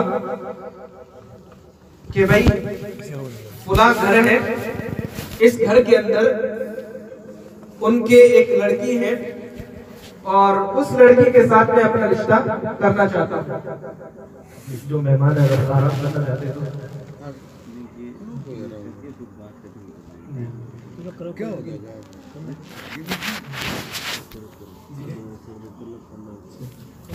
तो उन्होंने ये कहा नहीं कर तकाजा तो कोई बात नहीं। तो उन्होंने लिफाफा जो भेजा, ये वाकया अहम है, सुनिए।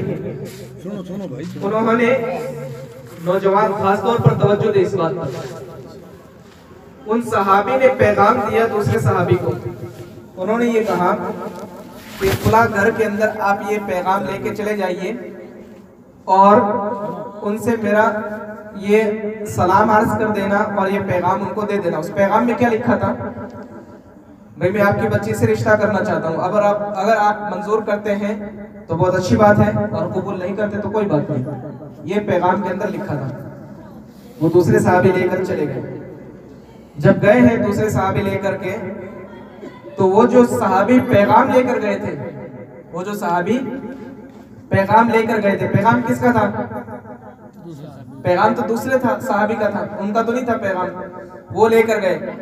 उनके वालिद ने, बच्ची के वालिद ने उनको बैठाया कि जिसका खत आया है उन शख्स से तो हम वाकिफ नहीं है, जिनका खत आया है उन शख्स से तो हम वाकिफ नहीं है।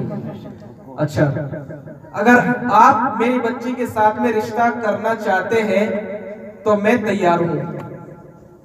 अगर आप मेरी बच्ची के साथ में रिश्ता करना चाहते हैं तो मैं तैयार हूं।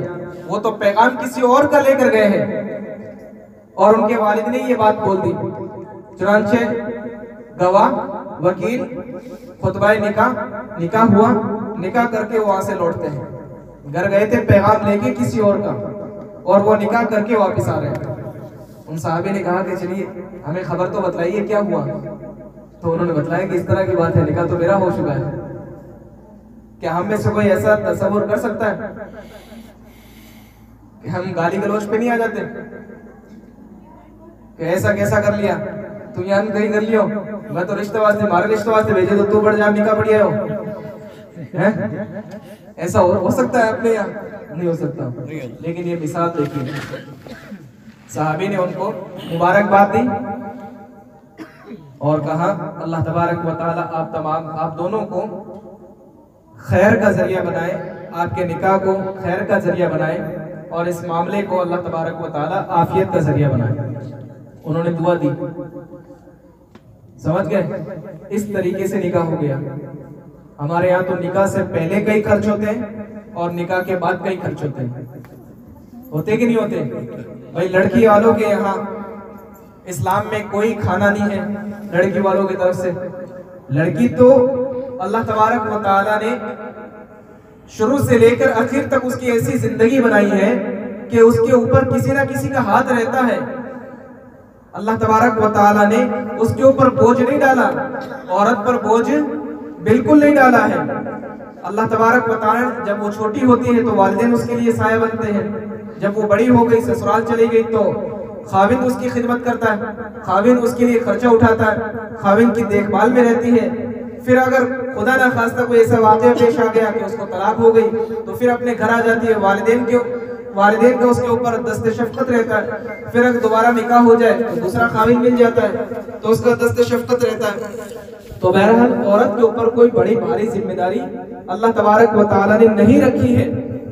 हम ये चाहते हैं कि नहीं, लड़की वालों की तरफ से भी खाना होना चाहिए। आपके यहाँ क्या होता है? निकाह से पहले लड़की वालों के यहाँ लड्डू है। हमारे यहाँ भी होता है और हम भी वहाँ लोगों को समझाते हैं कि भाई लड़की वालों की तरफ से मजहब इस्लाम में खाना नहीं है, खाना है ही नहीं लड़की वालों की तरफ से जी।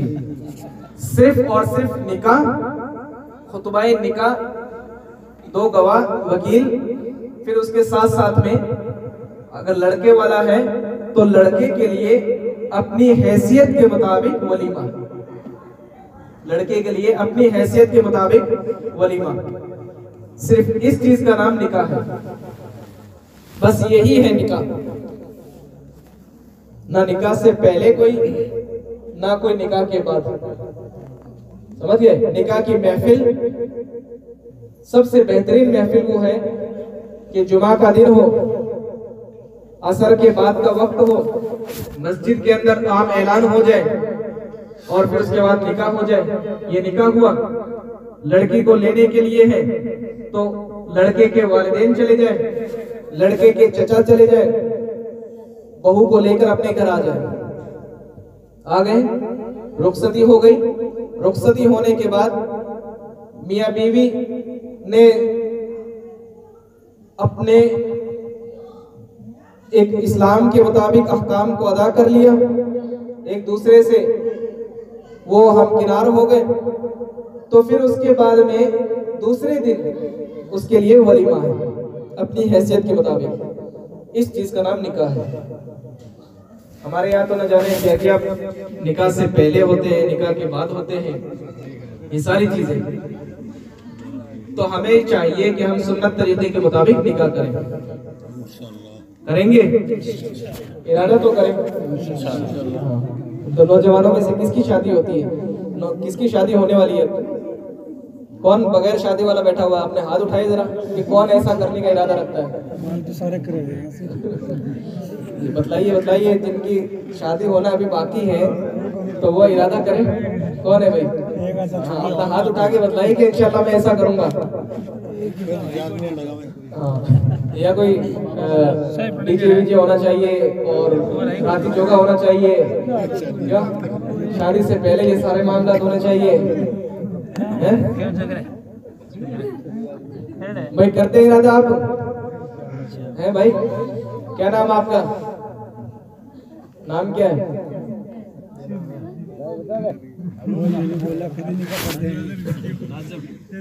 जी न्याजू भाई। और मैं पूछूंगा हाफिज जी से, पूछूंगा जब तुम्हारी शादी होगी, जब पूछूंगा हाफिज जी से क्या कर रहे हो। हाँ ठीक है भाई, जब शादी हो आपकी तो उस वक्त यही करें, घर वालों को भी समझाएं। आमतौर पर यह होता है कि घर वाले अपने बच्चे की बात मान लेते हैं। शादी के मौके पर जैसा होता है, जैसा बच्चा कहता है वैसी बात वो वालिदैन मान लेते हैं। अब अगर बच्चा समझदार होगा, लड़का समझदार होगा, तो वो यही कहेगा कि नहीं, मैं दीन के मुताबिक, इस्लाम के मुताबिक, सुन्नत के मुताबिक करना चाहता हूँ। अच्छा, अगर कोई इस टाइप का हो कि नहीं मुझे तो डीजे लाना है, मुझे तो ये सारे नाच गाने और खेल कूद सब करवाने हैं, तो फिर वालिदैन उसकी भी बात मानते हैं। मानते कि नहीं मानते? भाई आप लोगों ने मानी होगी अपनी औलादों की बात तो, या नहीं? सबने मानी होगी।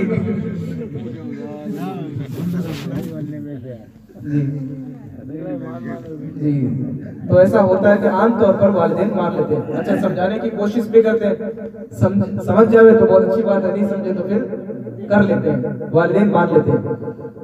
तो अगर वो बच्चा दीन से मुंसलिक है, अगर उलमा की सोहबत से जुड़ा हुआ है, उलमा के साथ उसका उठना बैठना है, तो इंशाअल्लाह अज़ीज़ जरूर भी जरूर उसके दिल के अंदर दीन की मोहब्बत पैदा होगी और वो चाहेगा कि मेरा तरीका मज़हब इस्लाम के मुताबिक, सुन्नत तरीके के मुताबिक हो।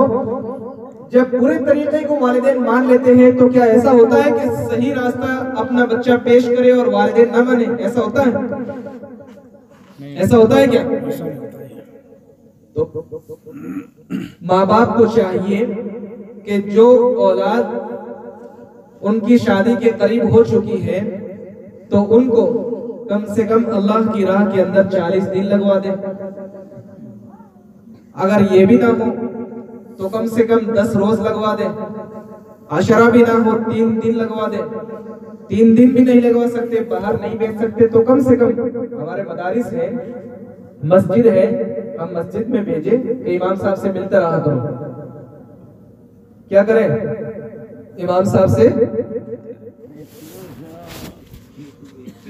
मन तशब्बह बिक़ौमिन फहुवा मिनहुम, अल मरउ मअ मन अहब्बा।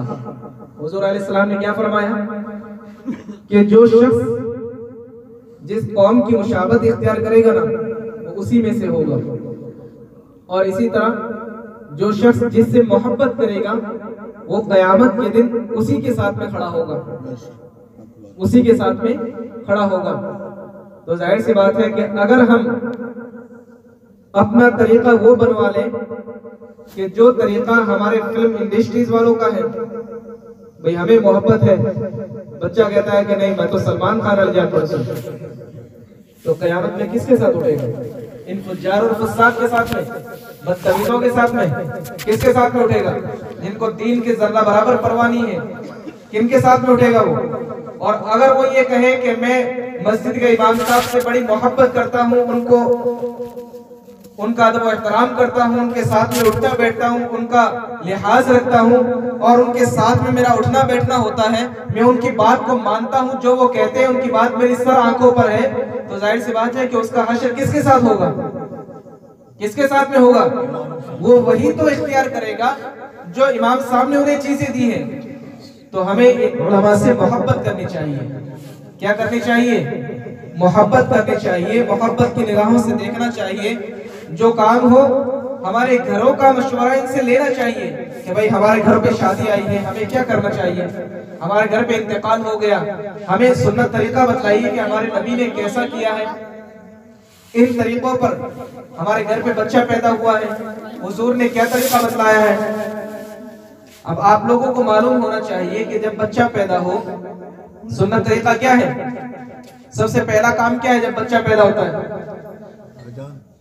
अजान कही जाए, सीधे कान में अजान कही जाए, उल्टे कान में तकबीर कही जाए। फिर जब 7वां दिन हो जाए तो 7वें दिन उसका अकीका किया जाए, उसके बालों को खैरात करके उसके वजन के बराबर चांदी खैरात की जाए, बालों को तुड़वा लिया जाए और बालों पर जाफरान लगा दिया जाए। ये तमाम चीजें सुन्नतें हैं, तो हमें चाहिए कि उन सुन्नतों के मुताबिक अमल भी करें। करेंगे नहीं करेंगे? करेंगे भाई। कौन कौन करेगा? बस 2-4 ही करेंगे भाई। करेंगे ना इंशाल्लाह? हाथ उठाइए, हम सब करेंगे इंशाल्लाह। सुन्नत के मुताबिक जिंदगी गुजारेंगे। जब तक जिंदा रहेंगे, इस्लाम के मुताबिक जिंदा रहेंगे, तो अल्लाह तबारक व तआला हमारा खात्मा भी वैसा फरमाएगा जैसा हमारे ईमान के साथ में खात्मा मतलूब है कि नहीं है? थक गए आप लोग? थक गए ना? तो हमें चाहिए, बस बात को खत्म करते हैं, तो हमें क्या करना है? सुन्नत के मुताबिक अपनी अमली जिंदगी को गुजारना है। समझ गए? मदरसों से मुंसलिक रहना है, हमें मस्जिदों से मुंसलिक रहना है, हमारे इमाम साहब के साथ मिलते जुलते रहना है। कोई मेहमान आ जाए, हमारे यहाँ सफीर भी